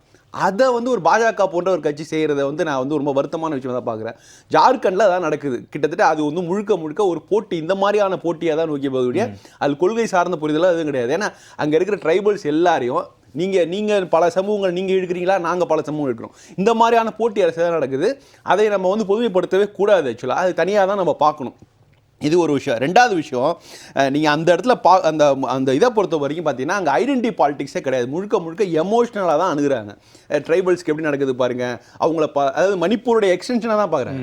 மணிப்பூரில் உள்ள நிறைய பேர் உள்ளே வந்துட்டாங்க, அவங்களுக்கு நாமே இடம் கொடுக்கணும், அவங்க வந்து நம்மளுடைய குடும்பத்தை, நம்முடைய சொத்துக்களை அபகரிக்கிறாங்க, நம்முடைய பெண்களை அபகரிக்கிறாங்க, இந்த மாதிரியான பிரச்சாரம் அவர் சொல்கிறார். பொய் பிரச்சாரம் ஜெயம் முன்னெடுக்குது. எனக்கு ரொம்ப அப்படி ரிவர்ஸ் சார். அதாவது பாஜக தான் இந்த விஷயத்தை முன்வைக்குது. அது ஒரு டாப்பிக்காக கொண்டு வந்தது. பிரதமர் அவர்களே பேசினாங்க, உள்துறை அமைச்சரே பேசினாங்க. அவங்க பேசினது எல்லாமே இந்த மாதிரியான ஒரு எமோஷனல் ஆங்கிள் தான் பேசினாங்க இல்லையா. அங்கே டெவலப்மெண்ட் பாலிட்டிக்ஸும் பேசியிருக்காங்க. அதெல்லாமே நாடாளுமன்றத்தில் முடிஞ்சிச்சு. இந்த சட்டமன்ற தேர்தலுடைய பாஜகவோட பெரிய வியூகமாக நான் பார்க்குறது இந்த எமோஷனல் பாலிட்டிக்ஸாக அதை கையில் எடுத்துருக்காங்க. அதுக்கு வெற்றி கிடைக்கும் தான் நான் பார்க்குறேன். ஏன்னா மக்கள் அங்கே எமோஷனலாக தான் இருக்காங்க. ஸோ அது வெற்றி கிடைக்கும். ஆனாலும் அது ஒரு தவறான ஒரு அரசியல் நிலைப்பாடை தான் நான் பார்க்குறேன். சரி, சரவண பெருமாள். அதாவது சார், ஒரு விஷயத்த நல்லா தெளிவா புரிஞ்சுக்கணும். பாஜக வந்து இது வந்து ஒரு அரசியல் களம். நான் வந்து அடிக்கடி என்னோட நண்பர்களுக்கு ஒரே விஷயத்த தான் சொல்லுவேன். நான் இன்னைக்கு வந்து தேசத்தினுடைய மக்களை பாதுகாப்பதற்கு 1950 2014 வரைக்கும் உதாரணமா சொன்னா எவ்வளவுக்கு எவ்வளோ நம்ம மக்களை அடிமைப்படுத்த முடியுமோ, மட்டம் தட்ட முடியுமோ அப்படியெல்லாம் மட்டம் தட்டி. உதாரணம் ஒரே ஒரு விஷயம் சொல்றேன். ராமர் பிள்ளை யாரு? ஒரு சாதாரண ஆளு. அவர் ஏதோ ஒரு தவறான ஃபார்முலா சொல்லிட்டாரு. நீங்க ஐஐடி, அப்துல் கலாம் எல்லாருமே சொல்லிட்டீங்க ராமர் பிள்ளை ஃபார்முலா தப்புன்னு. அவர் சொன்னது பொய்ன்னு சொல்லி சிபிஐ கேஸ போட்டு இந்த 2014 தோக்குறதுக்கு முன்னாடி என்ன பண்ணாங்கன்னா, அவரை வந்து சிபிஐ கேஸ்ல சார்ஜ் ஷீட் போட்டு திகார் ஜெயில வச்சிருந்தீங்க. இது வந்து இதே சைனால வந்து மூலிகை பெட்ரோல்னு யாராவது ஒருத்தர் சொல்லியிருந்தானா அவனை வந்து கோயில் கட்டி கொண்டாடி இருப்பாங்க. அந்த ஃபார்முலா தப்போ ரைட்டோ அதை வந்து ஆராய்ச்சி பண்ணி நீ மூலிகை பெட்ரோலை கண்டுபிடிச்சிருப்பான் சைனால. ஆனா நீங்க என்ன பண்றீங்க, அதை அமுக்குறதுக்கு, அதை வந்து சப்ரஸ் பண்றதுக்கு, மக்களை மட்டம் தட்டுறதுக்கு இந்த வேலையெல்லாம் செஞ்சு மக்களை அடிமைத்தனம் படுத்தி வச்சிருந்தீங்க. இப்போ நம்ம நண்பர் சொன்னாரு, அந்த மணிப்பூர்ல நடக்கக்கூடிய இமோஷன் அப்படின்னு சொல்றாரு. இன்னைக்கு வந்து இங்க வந்து பார்டர்ல, பெங்கால் பார்டரு, மணிப்பூர் பார்டர்ல இருந்து, மயன்மார்ல இருந்து ஓட்டர் ஐடியே இல்லாதவங்க, வெஸ்ட் பெங்கால் பார்டர்ல பங்களாதேஷ்ல இருந்து வந்து ஓட்டர் ஐடியே இல்லாதவங்களாம் பல வருஷங்களாக ஓட்டு போட்டிருக்காங்க. அந்த ஓட்டுல ஜெயிச்சது தான் காங்கிரஸ். ஆகையனால இந்த காங்கிரஸ்னுடைய இந்த migrated people, illegally migrated people during elections voting, இதை வந்து பாஜக வந்து இன்னைக்கு வந்து பிஎஸ்எஃப்ஐ கொண்டு பார்டரை வந்து வலுப்படுத்தி இன்னைக்கு வந்து அந்த இடத்துல வந்து டிமார்கேஷன் பண்ணி, பங்களாதேஷ் ஷேக் ஹசீனா கவர்மெண்ட் இருக்கும் போது அந்த பார்டரை டிமார்கேட் பண்ணி கிளியர் பண்ணிட்டாங்க. இன்னைக்கும் வந்து பிரச்சனைகளை தூண்டி விட்டு ஊடுருவ செய்து கொண்டுதான் இருக்கிறீர்கள். ஆனா வந்து நீங்க செய்யற விஷயங்கள் எல்லாம் காலப்போக்குல வந்து இன்னைக்கு வந்து இருக்கக்கூடிய லாஸ்ட் லிபரல் லீடர் மோடி அப்படின்றதான் என்னோட கருத்து. இவர் தான் கடைசி லிபரல் டெமோக்ராட்டிக் லீடர் ஆஃப் இந்தியாவா இருப்பாரு. இதற்கு அற்பம் வரக்கூடிய ஒரு லீடர் 29லயோ 2034 வரக்கூடிய பாஜகவனுடைய தலைவரோ அது ஆட்சி எந்த கட்சி ஆட்சி செய்யலாம் சொல்லி மாறுதல் வரப்போதுதான் செய்யுது. அவர் வந்து 30% டிக்டேட்டர் மாதிரி தான் செயல்படுவாரு. 70% கண்டிப்பாக டெமோக்ராட்டிக்கா செயல்படுவாரு. ஏன்னா இன்னைக்கு நாட்டுக்கு என்ன தேவைன்னா இல்லீகல் பீப்புள், அவங்கள வந்து அகற்றதா இன்னைக்கு வந்து உலகளாவிய பிரச்சனை. நம்ம நாட்டுல மட்டும் கிடையாது, அமெரிக்காவுடைய ட்ரம்ப்னுடைய கேம்பெயின், அப்ப அமெரிக்காவுடைய ட்ரம்ப்னுடைய கேம்பெயின் இல்லீகல் இமிகிரண்ட்டை மேனேஜ் பண்ண முடியல. இன்னைக்கு வந்து ஹாலாந்து நெதர்லாண்ட்ஸ்ல இருக்கக்கூடிய பிரைம் மினிஸ்டர் வந்து உலகளாவிய அளவுல போயிட்டு இருக்காரு. சரவண பெருமாள் சார், ஒரு குறுக்கீடு. ரொம்ப நேரமா அந்த புலம்பெயர்ந்தவர்களை பத்தியே நீங்க பேசிட்டு இருக்கீங்க. அண்டை நாடுகள்ல இருந்து இந்தியாவுக்குள்ள வராங்கன்னு சொல்லி அவங்க தடுக்க வேண்டிய பொறுப்பு யாருக்கு சார்? மாநில அரசுக்கு இருக்குன்றீங்களா, மத்திய அரசுக்கு இருக்குன்றீங்களா? சார், மாநில அரசு மாநில போலீஸ்களை வைத்து அவர்களை கட்டுப்படுத்த வேண்டும். இருங்க நான் சொல்றேன், சொல்லி முடிச்சிடறேன். கட்டுப்படுத்த வேண்டும். மத்திய அரசாங்கம் பார்டர்ல இதை கட்டுப்படுத்த வேண்டும். பார்டர்ல கட்டுப்படுத்த மத்திய அரசாங்கம் தெளிவாக வந்து முன்னிறுத்தி பிஎஸ்எஃப் வச்சு பார்டர்ல வந்து கண்ட்ரோல் பண்ணிட்டு தான் இருக்காங்க. அப்புறம் எப்படி சார் உள்ள வராங்க? அது வந்து எப்படி வராங்க? இதுதான் இப்ப வந்து இந்த அதுதான் கேக்குறாங்க. எப்படி வராங்க? எல்லை பகுதிகளில் மத்திய அரசு பாதுகாப்பை முழுமைப்படுத்திட்டாங்க, யாரும் வர முடியாது. அப்புறம் எப்படி மாநிலத்துக்குள்ள உள்ள நுழையிறாங்க? அது இப்பதான் சார் ரீசெண்டா நடந்திருக்கு. நான் இதுக்கு முன்னாடி வந்து தொடர்ந்து இந்த நிலைமை 2014 இருந்து ஆட்சிக்கு வந்த பிற்பாடு ஒரு 4 வருட காலங்களாக இதெல்லாம் வந்து இது நடந்ததெல்லாம் கண்காணிச்சு அந்த பேச்சுவார்த்தை நடத்துவதற்கு முன்னாக நடந்திருக்கு. இன்னைக்கு என்ன நடந்திருக்குன்னா, ரொஹானியா முஸ்லிம்ஸ் அப்படின்றத ரெஃப்யூஜிகள் என்ற பேர்ல வந்து வராங்க. இவங்களை வந்து அரவணைக்கிறதா வேண்டாமா அப்படின்றது நம்ம நாட்டினுடைய வெளியுறவு கொள்கையில வந்து எல்லா உலகளாவிய நாடுகள் 140 நாடுகள்ல வந்து இன்னைக்கு உலகளாவிய ஐநா சபையினோட கொள்கை என்னன்னா ரெஃப்யூஜிஸை வந்து அடைக்கலம் கொடுக்கணும். பட் இவங்களுக்கு அடைக்கலம் கொடுத்த பிற்பாடு இவர்கள் செய்யக்கூடிய விஷயங்கள் என்னன்னா, அதுக்குதான் நெதர்லாண்ட்ஸினுடைய பிரைம் மினிஸ்டர் பிரசிடென்ட் என்ன உலகளாவிய டூர்ல என்ன சொல்றாருன்னா, இமிகிரன்ஸ் நீங்க விட்டுட்டீங்கன்னா, அதுவும் வந்து இந்த இஸ்லாமிய இமிகிரன்ஸ் வந்து குறிப்பா என்ன பண்றாங்கன்னா, அந்த பகுதிகளை எங்க ஆக்கிபை பண்றாங்களோ அவங்க வந்து தெளிவா வந்து இன்னைக்கு வந்து அவங்க வந்து ஒரு தனி நாடாக செயல்படுகிறார்கள். பாம்பேல நான் இருந்தேன் சார். நீங்க வந்து வெஸ்டர்ன் எக்ஸ்பிரஸ் ஹைவேல போனீங்கன்னா சோட்டா பாகிஸ்தான் போர்டு போட்டு குறியீடு போட்டு இருக்கு. இதுக்கு என்ன சொல்லுவீங்க? மும்பைல இன்னைக்கு வரைக்கும் இருக்கதான் செய்தது சோட்டா காஷ்மீர். அங்க உள்ள ஈஸியா நுழைய முடியாது, போலீஸ் வராது, போலீஸ் போறதுக்கு அச்சப்படுவான்.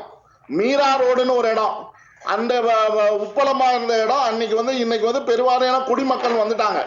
அங்க வந்து போலீஸ் உள்ள நுழையிறதுக்கு பயப்படுறாங்க. ஒரு பிரச்சனையில நான் கூப்பிடுறேன், அந்த இடத்துல வந்து வரமாட்டேங்கிறாங்க. போலீஸ் சொல்றாங்க நான் வரமாட்டேன். தேர்தலுக்குள்ள வந்துருங்க வாங்க. இந்த மாதிரியான சூழ்நிலையில இந்த ஆட்சியானது என்ன செய்து கொண்டு இருக்கிறனால், நமக்கு நாட்டுக்குனுடைய உண்மையான பிரஜைகளை மட்டும்தான் நாட்டுக்குள் இருக்க வேண்டும். இல்லீகலா இப்ப உதாரணத்துக்கு நீங்க மும்பை இல்ல சரவண பெருமாள் நீங்க திருப்பி அந்த தகவல் தான் சொல்றீங்க. மும்பையில சொன்னீங்க ஆட்சியாளர்கள் என்ன செய்யறாங்க அப்படின்னு. மும்பையில யார் சார் ஆட்சியாளர்கள்? சார் இப்பதான் இது வந்து கூட்டணி ஆட்சி தான் சார் நடந்திருக்கு சார். கூட்டணினால பாஜக இடம் பெற்றிருக்குல்ல. நான் வெளிப்படையா சொல்லுவேன் சார், உண்மையிலே வந்து பாத்தீங்கன்னா இன்னைக்கு வந்து எங்க வேணா போய் கேளுங்க, சரத்பவாருக்கும் தவூத் இப்ராஹிமுக்கும் என்ன கனெக்ஷன் அப்படின்னு கேட்டா பாம்பேல யாரை கேட்டாலும் மூச்சுக்கு 300 தடவை சொல்லுவான். புரியுதுங்களா? அதுங்க ஆகையினால இவர்கள் செயல்பட்டு கொண்டிருக்கக்கூடிய ஆட்சியால் 4 முறை ஆட்சியில் இருந்ததுக்காக சரத்பவார் அவங்க பாராமதி தொகுதியில ஒரு ஊடகம் இந்த லோக்சபா தேர்தல் அப்ப பேட்டி எடுக்கிறாங்க. நீங்க பெண்களுக்கு எல்லாம் தண்ணி எப்படி கிடைக்கணும், அவங்க பெண்கள் சொல்றாங்க நாங்க குளிச்சு 1 வாரம் ஆச்சு, வாரத்துக்கு 1 முறை தான் குடிப்போம். இதுதான் சரத்பவாரனுடைய தொகுதியினுடைய அவல நிலை, இந்த நாட்டினுடைய அவல நிலை. பிரதம மந்திரியாகவும் ஜனாதிபதியாகவும் ஆக முயற்சி செய்தவருடைய தொகுதியில நடந்திருக்கக்கூடிய அவல நிலை. இப்ப நீங்க சொல்லுங்க, இங்க திருக்குவளை போங்க, அந்த மக்கள் எப்படி இருக்காங்க பாருங்க. திருக்குவளை யார் பிறந்த இடம் சொல்லுங்க பார்க்கலாம். அங்க வளர்ச்சிகள் அடைஞ்சிடுச்சா? 4 நேரில திட்டம் போட்டாங்க. SEZ யார் அங்க ஐடி கம்பெனி ஜோகோவை கொண்டு வந்தது? இன்னைக்கு பாரதிய ஜனதா கட்சி தான் அந்த 4 நேரி ப்ராஜெக்ட முரசொலி மாறன் அவர்கள் போட்ட திட்டத்தை மும்முரப்படுத்தி ஐடி கம்பெனி வர அளவுக்கு வேலை செய்து இருக்கிறார்கள். இத்தனை வருடங்கள் ஏன் தூங்கினார்கள் சொல்லுங்க பார்க்கலாம். சரி, நம்ம எலெக்ஷன் பேசலாம். எண்ணம் என்ன? ஓகே ஓகே சரவண பெருமாள் வரேன். அதாவது நான் ஒரே ஒரு பாயிண்ட் மட்டும் சொல்லி முடிச்சுக்கிறேன். ஐயா சொன்னாரு ட்ரைபல்ல அங்க நீங்க இவங்கள குடும்ப அரசியலை கொண்டு வராங்க. ஏன்னா அங்க இருக்க மக்களுடைய மனநிலை அது. 40 வருடங்களாக நீங்க ஒரு அடிமைத்தனத்தை, குடும்ப அடிமைத்தனத்தை அவங்க மனசுல ட்ரெயின் பண்ணிட்டீங்க. எவ்வளவு பயிற்சி கொடுத்து ட்ரெயின் பண்ணினா அததான் அவங்க விரும்புறாங்க. சரி, இந்த மீட்டு எடுக்க வேண்டிய கடமை பாஜக இருக்கிறது. கடமையிலிருந்து பாஜக கடமையதான் செய்யணும் சார். நாங்க மெல்ல மெல்லதான் இது ஒரு சேலை முள்ளுல வேலியில பட்ட சேலை மாதிரி இது மெதுவாதான் நாங்க பண்ணிக்கிட்டு இருக்கோம். ஆனா திறமையா மோடியினோட அரசாங்கம் செயல்பட்டு கொண்டுதான் இருக்கிறது. இந்த வேலியில பட்ட முள்புதரில் பட்ட சேலையை அகற்றி கொண்டுதான் இருக்கிறோம். அது காலப்போக்கிலே 2029 அல்லது 2034 தெளிவாக இதுவெல்லாம் தெளிவடையும். சரி, ஓகே. பாண்டியன் சார், ஏதோ ஒரு கேள்வி கேட்க விரும்புனீங்க அவர்கிட்ட. சார் 29 மோடி பிரைம் மினிஸ்டர் இருக்க மாட்டாருன்னு சொல்றீங்களா? என்ன சொல்ல வந்தீங்க? அதை எனக்கு புரியல. அவரு பிரைம் மினிஸ்டர் இருக்கிறதுன்றது இது கண்டிப்பாக அது வாய்ப்புகள் குறைவு. என்னை பொறுத்தளவு என தனிப்பட்ட கருத்து. புது ஒரு பிரைம் மினிஸ்டர் வருவார். நன்றி சார். ஆனா இந்த அளவுக்கு லிபரலா செயல்படுவார்ன்றது எனக்கு சந்தேகக்குறிதான். இல்ல, அது எனக்கு புரிஞ்சுக்க முடியுது. Okay Pandian, okay. Chandrasekhar sir, இப்போ 2 மாநில தேர்தல் முடிவுகள், இப்போ சரவண பெருமாள் பேசுனதை நீங்க கேட்டிருக்க முடியும். சரவண பெருமாளுடைய அந்த பதிலுக்கு நீங்க என்ன சொல்ல விரும்புறீங்க? சொல்லுங்க சொல்லுங்க.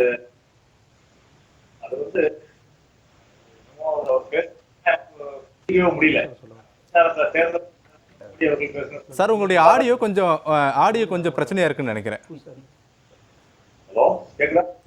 கேக்குது, சொல்லுங்க சொல்லுங்க.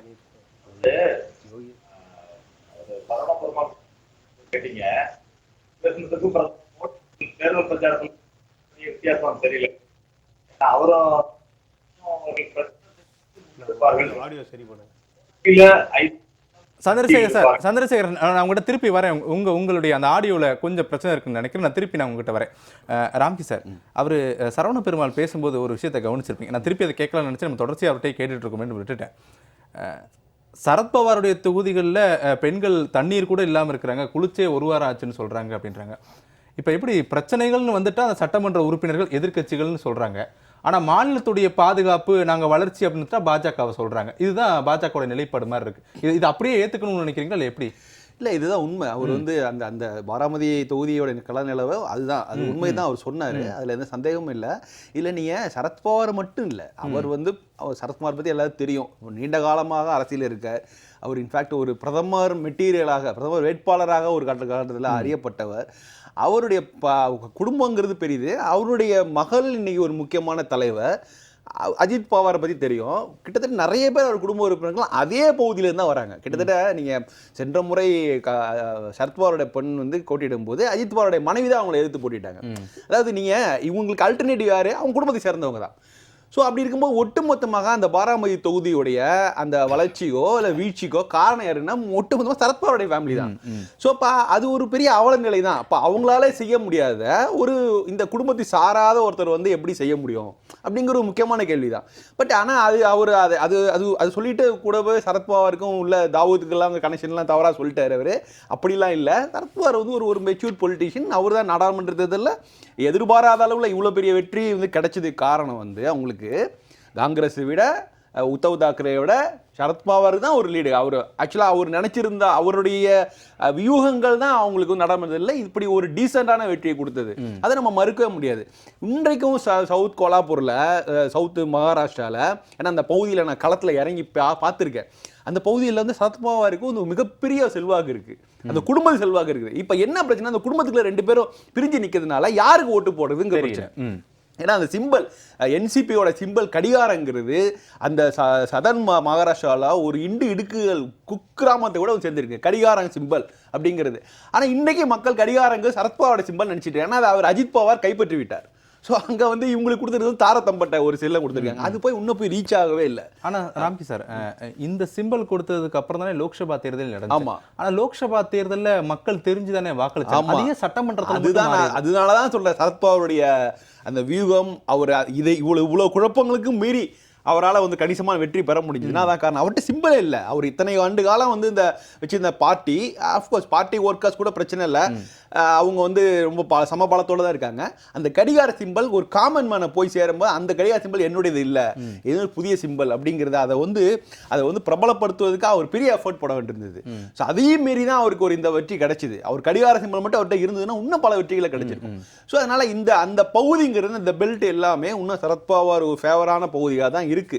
ஸோ அதில் வந்து நம்ம வந்து குறை சொல்வதற்கு இல்லை. ஆனால் அந்த பகுதி வந்து ஒரு முன்னேற்றம் அடையாமல் ஒரு பின்னடைவு செஞ்சிருக்கிறது அப்படிங்கிறதெல்லாம் ஒரு வாழ்வாதாரத்துக்கு உள்ள தண்ணி பிரச்சனையே பெரிய பிரச்சனையாக இருக்குதுலாம் உண்மைதான். ஏன்னா அதுக்கு பல காரணங்கள். அவரே சொன்ன மாதிரி விவசாய கொலை விலைக்கான எம்ஆர்பி அந்த இது மினிமம் சப்போர்ட் ப்ரைஸுங்கிறது ரொம்ப கம்மியாக இருக்குது. அவங்க வந்து நிறைய ஃபார்மர்ஸ் வந்து அந்த வேலையை விட்டுட்டு மைக்ரேட் ஆகி புனேவுக்கோ மகாராஷ்டிரா இதுக்கு பாம்பே போன்ற பகுதிகளுக்கெல்லாம் வந்து மைக்ரேட் ஆகி போகிறாங்க. ஏன்னா அது வந்து அது மாதிரியான விஷயங்களை கடந்த 30 ஆண்டுகள் நம்ம பார்க்கல. ஏன்னா அவங்களுக்கு நிறைய சுகர் ஃபேக்டரிஸ் அங்கே இருந்துச்சு, நிறைய இண்டஸ்ட்ரீஸ் வந்து சதன் அந்த கீழே சோலாப்பூர் கீழே கோலாப்பூர் ஏரியாவில் நிறைய இருந்தது. அவங்களுக்கு மிகப்பெரிய வாழ்வாதாரம். இன்னைக்கு எல்லாம் பல தொழில் நிறுவனங்கள் வந்து அதை மூடப்பட்டு விட்டன, விவசாய வேலைகள் குறைந்து விட்டன. அதனால மக்கள் ரொம்ப நெருக்கடிக்கு ஆளாயிட்டு இருக்காங்க. ஸோ அப்படி இருக்கும்போது அவங்களுக்கு கை கொடுக்கக்கூடிய அளவுக்கு சரத்பவார் கட்சி தவிர வேற கட்சி எதுவுமே இல்லை. ஏன்னா அவங்களுக்கு வந்து நீங்கள் உத்தவ் தாக்கரே சிவசேனா கூட அந்த அளவுக்கு பாப்புலர் கிடையாது. இவங்க சதன் கீழே சொல்கிறேன், சதன் மகாராஷ்டிரா பகுதியை மட்டும் சொல்லும்போது. ஸோ அங்கே வந்து பாஜகவோ காங்கிரஸோ வந்து பெரிய அளவில் ஒரு ஃபார்ம் ஆகாது இல்லை. இவங்களுக்கு வேற ஆப்ஷனே கிடையாது. எய்தர் சரத்பவார் என்ன அஜித் பவார் அப்படி தான் போக வேண்டியிருக்குது. ஸோ இந்த நிலை வந்து வேற வழி இல்லாமல் ஒரு சிக்கலில் போய் அவங்க சிக்கியிருக்கிறதுனால இது வந்து சரத்பவார் எடுக்க வேண்டிய இனிஷியேட்டிவ் தான். ஆக்சுவலாக அவர் சொன்னது உண்மைதான். ஆனால் அவங்க வந்து இதே வந்து பாஜக, சரி நான் திரும்ப இந்த கேள்வி கேட்குறேன், சரி பாஜக என்ன செஞ்சது இதுக்கு, அது வந்து கேள்வி வருது இல்லை. இப்போ நீங்கள் உங்களுக்கு தெரியும் இவ்வளோ இஷ்யூஸ் இருக்கீங்க, எல்லாம் அட்ரஸ் பண்ணுறீங்க, சரி நீங்கள் என்ன எஃபர்ட் எடுத்துருக்கீங்கன்னா ஒன்றும் கிடையாது. அவங்க திரும்ப பாஜகவுடைய பெரும்பாலான அவங்களுக்கு பலமான பகுதி எங்கன்னா சிட்டிஸ் தான், நகரங்கள், புனே சோலாப்பூர், அதை தாண்டி அந்த பக்கம் போனீங்கன்னா மராத்தா, அந்த பகுதிகளில் தான் அவங்க ரொம்ப நகரங்களில் வந்து பாஜக ரொம்ப ஸ்ட்ராங்காக இருக்குது. அதை வைத்து அவங்களுடைய பிரதிநிதிகளை வைத்து தான் ஆட்சி நடத்துகிறாங்க, அரசியல் நடத்திட்டு இருக்காங்க. கிராம பகுதிகள் வந்து உங்களுக்கு புறக்கணிக்கப்பட்டு விட்டன. அதனால தான் இன்னைக்கு என்ன பார்க்குறாங்க, மகாராஷ்டிராவில் தேர்தல் முடிவுகளில் மாற்றம்னா அது காரணமாக வந்து மராத்தா சமூக இடஒதுக்கீடு, விவசாய தொழிலாளர்களுடைய எழுச்சி, இதை தான் நம்ம பேச வேண்டியிருக்கு. ஏன்னா அது இன்னும் நம்மளால கணிக்க முடியாத இடமா ஒரு மாதிரி அண்டர் வாட்டரில் போயிட்டு இருக்குது. அவங்க மக்களுடைய ரெஸ்பான்ஸ் எப்படி இருக்கும் அப்படின்னு நமக்கு புரியாத வரைக்கும் நம்மளால கணிக்க முடியல. இது தாண்டி நகரங்கள் இருக்கிறதுனால ஒரு ஓவராலாக வெளிப்படையாக பார்க்கும்போது ஒரு பாஜக ஒரு அப்பர் ஹேண்ட் எடுத்தா கூட கீழே வந்து இன்னும் புகஞ்சிக்கிட்டே இருக்குது. அவங்களுக்கான பகுதிகள் பிரச்சனைகள் இன்னும் அட்ரஸ் பண்ணவே இல்லை. அதை அட்ரஸ் பண்ணக்கூடிய இடத்துல பாஜகவே இல்லைங்கிறது தான் அது உண்மை. சரி, ஓகே. சந்திரசேகர் சார், சந்திரசேகர் சொல்லுங்க. கேக்குதுங்களா? கேக்குது சார், சொல்லுங்க. பாஜக முன்னெடுக்கக்கூடிய பிரச்சாரங்கள், நீங்க பாராளுமன்ற தேர்தலாக இருந்தாலும் சரி, சட்டமன்ற தேர்தலாக இருந்தாலும் சரி, மாநில சட்டமன்ற தேர்தலாக இருந்தாலும் சரி, அவர்கள் ஏதாவது ஒரு பிரிவினை பிளவுவாதம் இதைத்தான் முன்னெடுத்து அவர் மோடி அவர்களிலிருந்து ஒரு பிரதமராக ஒரு 10 ஆண்டுகள் ஆட்சி செய்த பிறகு, நீங்க இப்ப முதல்ல முன்னெடுத்தாரு அவர் சரவண பெருமாள் சார் சொன்னதை கூட நீங்க எனக்கு பதிலா கேட்டீங்க, பொய் பிரச்சாரத்தை முன்னெடுத்தார்கள்னு. யார் பொய் பிரச்சாரத்தை முன்னெடுத்தார்கள் என்பது அவர்களுக்கே தெரியும். நீங்க முதல்ல குஜராத் மாடல்னு ஒரு போலி மாடலை முன்னெடுத்து கொண்டு வந்தவர் தான், முன்னிறுத்தி முகமூடியை மாட்டி கொண்டு வந்து நிறுத்தப்பட்டவர் தான் மோடி. இன்றைக்கு அந்த குஜராத் மாடலை விட்டுட்டு அடுத்த மாடல் போயிட்டார். என்ன மாடல்? நீங்க யூபியில 5 வருடம் ஆட்சி செய்த பிறகு அந்த தேர்தலில் யூபியில நாங்க என்னென்ன சாதனைகள் செய்தோம் என்று சொல்லி ஓட்டு கேட்காமல் 80-20 பிரச்சாரத்தை முன்னெடுத்தாங்க. அவரை யோகி ஆதித்யநாத்தை புல்டோசர் பாபான்னு முன்னெடுத்தாங்க. இப்ப என்ன செய்யறாங்க, மகாராஷ்டிரால வந்து நாம் ஒற்றுமையாக இருந்தால் நாம் பாதுகாப்பாக இருப்போம் அப்படின்னு பேசுறாரு மோடி பேசுறாரு. யார் ஒற்றுமையாக இருந்தால் யார் பாதுகாப்பாக இருப்பார்கள், யாருக்கு இப்பொழுது பாதுகாப்பு குறைவாக இருக்கிறது, இதெல்லாம் விளக்க வேண்டிய கடமை பிரதமருக்கு இருக்கு. 10 ஆண்டுகள் ஆட்சி செய்த பிரதமருக்கு இருக்கு. நீங்க இதுல போய் இப்ப ஜார்க்கண்ட்ல போய் ஊடுருவல்காரர்களுக்கு பழங்குடியினர் நிலத்தை எல்லாம் பறித்து கொடுத்து விடும், காங்கிரஸ் பறித்து கொடுத்து விடும். எப்படி பாராளுமன்ற தேர்தலில் வந்து உங்களுடைய நிலத்தை எல்லாம் இஸ்லாமியர்களுக்கு பறித்து கொடுத்து விடுவார்கள், உங்களுடைய தாலியை எல்லாம் பிடிங்கி கொடுத்து விடுவார்கள் பேசினாரோ, இப்பொழுது ஜார்க்கண்ட்ல போய் ஊடுருவல்காரர்களுக்கு நிலத்தை எல்லாம் பழங்குடியினர் நிலத்தை எல்லாம் பறித்து கொடுத்து விடுவார்கள் பேசுறாரு. ஆக இவர்கள் வந்து தங்களுடைய செயல் திட்டங்களை, தங்களுடைய சாதனைகளை முன்னிறுத்தி பிரச்சாரம் செய்ய தயாராக இல்லை. நீங்க எதை ரேவடி கல்ச்சர் என்று எல்லா இடங்களிலும் விமர்சித்து பேசினார்களோ, அதே ரேவடி கல்ச்சரை அவரே பிரதமரே வந்து தொடங்கி வைக்கிறாரு. மகளிருக்கு உரிமை தொகை திட்டம், இந்த திட்டங்களை எல்லாம் தொடங்கி வைக்கிறார். அந்த ஒரு நிலைக்குத்தான் பாஜக தள்ளப்பட்டிருக்கிறது அப்படிங்கிறத நம்ம பார்க்கிறோம். இன்றைக்கு ஜார்க்கண்டிலும் நீங்க எல்லா இடங்களிலும் குடும்ப ஆட்சி என்று விமர்சித்துக் கொண்டிருப்பவர்கள் ஜார்க்கண்ட்ல என்ன பண்ணாங்க, அந்த குடும்பத்திலிருந்து பிரித்து தான் ஒரு ஹேமந்த் சோரன் குடும்பத்திலிருந்து பிரித்து அவருடைய அண்ணியை வந்து பிஜேபி கேண்டிடேட்டா வச்சிருக்காங்க. இங்க எடுத்துக்கிட்டீங்கன்னா மகாராஷ்டிரால எடுத்துக்கிட்டீங்கன்னா அஜித் பவார் குடும்பத்திலிருந்து பிரித்த, சரத்பவார் குடும்பத்திலிருந்து பிரித்த அஜித் பவார், இப்படித்தான் அங்கு கட்சி நடந்து கொண்டிருக்கிறது. அதே மாதிரி ஊழல் குற்றச்சாட்டுகள், இவர்களால் ஊழல் குற்றச்சாட்டுகள் 70,000 கோடி 60,000 கோடி என்று ஊழல் குற்றச்சாட்டு சொல்லப்பட்ட அஜித் பவார் அங்க இருக்காரு, நாராயண் ராணே அங்க இருக்காரு, அசோக் சவான் வீட்டு வசதித்துறை ஊழல் என்று குற்றச்சாட்டப்பட்ட காங்கிரஸில் இருந்து இழுத்த அசோக் சவான் அங்க இருக்கிறார். இவர்கள் வந்து தங்களுடைய கட்சியை நம்பி இந்த பாஜக இல்லை, மற்றவர்களை, அதாவது முன்னாடியே ராம்கி அவர்கள் வந்து தெளிவா சொன்னார், அதாவது இன்னொரு கட்சியை ரீப்ளேஸ் பண்ணி அந்த இடத்துல நம்ம வரணும்னு நினைக்கிறதுதான் இவர்கள் செய்கிறார்கள். அதாவது ஒரு கட்சியை எதிர்த்து அல்லது ஆளும் கட்சியினுடைய அவலத்தை அல்லது அவர்களுடைய தவறான செயல்பாடுகளை விமர்சித்து மக்கள் பிரச்சனைகளை முன்னெடுத்து அதன் மூலமாக தாங்கள் ஆட்சியை பிடிக்க வேண்டும் என்ற நிலையில் அவர்கள் இல்லை என்பதைத்தான் நம்ம பார்க்கிறோம். அவர்கள் வந்து எதிர்மறை வாக்குகள், அதாவது நான் இன்னொன்னு நேரடியா சொல்ல விரும்பினா, நேர்மறை வாக்குகளையே பெறுவதில்லை பாஜக, நம்பி இல்லை. எப்பொழுதுமே பாத்தீங்கன்னா எதிர்மறை வாக்குகளை மட்டுமே நம்பி பாஜக ஆட்சியை நடத்தி கொண்டிருக்கிறது. அதைத்தான் ஒவ்வொரு தேர்தல்களுக்கும் முன்னெடுத்துக் கொண்டிருக்கிறார்கள். அது ஏதோ ஒரு விதத்தில் சில சமயங்களில் வெற்றியை கொடுத்து கொண்டிருக்கிறது என்பதையும் பார்க்கிறோம். ஆனால் இது நீண்ட காலம் நிலைக்காது என்பதுதான் என்னுடைய கருத்தாக இருக்கிறது. சந்திரசேகர் சார், இன்னொரு முக்கியமான கேள்வி, நம்ம கம்பேர் பண்ணி பேசலாம் கொஞ்சம். லோக்சபா தேர்தலையும் அசம்பிளி எலெக்ஷனையும் பேசலாம். லோக்சபா தேர்தலில் காங்கிரஸ் தலைமையிலான கூட்டணியை மக்கள் அதிகம் விரும்பினாங்க. ஏன்னா தேர்தலுடைய முடிவுகளில் தெரிய முடிஞ்சு காங்கிரஸ் கட்சிக்கு எவ்வளவு இடங்கள் அதிகரிச்சது, காங்கிரஸ் கூட்டணிக்கு எவ்வளவு இடங்கள் லோக்சபாவில் அதிகரிச்சிச்சுன்னு. ஆனால் அடுத்தடுத்து நடைபெறக்கூடிய சட்டமன்ற தேர்தல்களில் அந்த செல்வாக்கு குறையுது. அதாவது தேசிய அளவில் காங்கிரஸ் கட்சியை விரும்பக்கூடிய மக்கள் மாநில அளவில் பாஜகவை விரும்புகிறாங்களா அப்படின்ற ஒரு எண்ணத்தை உருவாக்குதா தேர்தலுடைய முடிவுகள்? இல்ல, அது வந்து நீங்க தேசிய தேர்தலும் மாநில தேர்தலும் வேறு வேறு பிரச்சனைகளை முன்னெடுத்து நடக்கக்கூடிய தேர்தல். அதை வந்து நீங்க மறுக்க முடியாது. அதுல என்ன செல்வாக்கு செலுத்தும் என்று சொன்னால், இப்ப மோடி அவர்களுடைய ஆட்சி 10 ஆண்டு கால ஆட்சி அப்படின்னு சொல்றப்ப அந்த பாஜகவிற்கு அது ஒரு பலம் கொடுக்கலாம். அது வந்து பலமோ அல்லது பலவீனமோ எதுவாக இருந்தாலும். அதே மாதிரி காங்கிரஸ் கட்சி அகில இந்திய அளவுல 10 ஆண்டுகளுக்கு முன்பு ராகுல் காந்தி இருந்த ஒரு நிலைமையும் இன்றைக்கு இருக்கின்ற அவருக்கு இருக்கின்ற ஒரு செல்வாக்கு நிலைமையும் வேறு விதமாக இருக்கிறது. அதனால் செல்வாக்கு கூடியிருக்கிறது என்பது உண்மை. ஆனால் 2 விதங்களாக நான் பார்க்கிறேன். அவர்கள் வந்து பாஜக இந்த 10 ஆண்டுகள்ல அவர்கள் வெறும் ஆட்சி பலத்தை மட்டும் நம்பி இல்லை, ஆட்சி அதிகாரத்தை பல விதங்கள்ல அவர்களுடைய ஆக்டோபஸ் கரங்கள் என்று சொல்லப்படுகின்ற விதத்துல அவர்களுடைய கரங்களை விரிவுபடுத்தி இருக்கிறார்கள். எல்லா விதத்திலும் எப்படியா, அதாவது வெற்றி பெற வேண்டும் என்பது ஒவ்வொரு கட்சிக்குமான நோக்கம், அதை வந்து அடிப்படை நோக்கம், அதை வந்து யாரும் மறுக்க முடியாது. வெற்றி பெறதுக்காக தான் கட்சி நடத்துறாங்க. ஆனால் வெற்றி பெற்றே ஆக வேண்டும், எந்த வகையிலாவது வெற்றி பெற்றாக வேண்டும் என்ற நிலையில் பாஜக இருக்கிறது என்பதுதான் இன்றைக்கு உள்ள தேர்தல் நிலைமையாக வந்திருக்கிறது. அதாவது பணபலத்தை நீங்கள் கையில் வைத்திருக்கிறார்கள். பணபலம் என்று சொன்னால் இன்றைக்கு அதானி அம்பானியிலிருந்து எல்லோருடைய பணபலமும் அவர்களுக்கு கை கொடுக்கிறது. நீங்க தேர்தல் நிதி பத்திரங்கள்ல எவ்வளவு அவர்களுடைய அப்பர் ஹேண்ட் அவர்களுக்கு இருந்தது பாஜகவுக்குன்னு பார்த்தோம். அதே மாதிரி தேர்தல் தேதி அறிவிப்பதிலிருந்து, தேர்தல் பிரச்சாரத்திலிருந்து, ஓட்டிங் பிரச்சனைகள் வரை எல்லாவற்றிலும் தேர்தல் ஆணையம் ஒருதலை பட்சமாக செயல்படுவதை பார்க்கிறோம். இன்றைக்கு ஒரு சிறிய உதாரணம் மட்டும், நாங்கள் வெறுமை குற்றம் சாட்டல. நீங்க ஒரு இடத்துல காங்கிரஸ் கட்சி குற்றம் சாட்டி ஒரு இவிஎம் மிஷின் சம்பந்தமா ஹரியானாவுல கிட்டத்தட்ட 18 தொகுதிகள்ல கடைசி நேரங்களில் முடிவுகள் மாற்றப்பட்டிருக்கின்றன அல்லது சந்தேகத்துக்கிடமாக இருக்கின்றன என்று ஒரு கம்ப்ளைண்ட காங்கிரஸ் கட்சி கொடுக்கிறது. காங்கிரஸ் கட்சி என்பது ஒரு அகில இந்திய ரீதியில் ஒரு முக்கியத்துவமான எதிர்க்கட்சி நிலையில் இருக்கின்ற ஒரு கட்சி. அந்த கட்சியும் கூட்டணி கட்சிகளும் சேர்ந்து சென்று ஒரு தேர்தல் ஆணையத்தில் ஒரு கம்ப்ளைண்ட கொடுக்கிறோம்.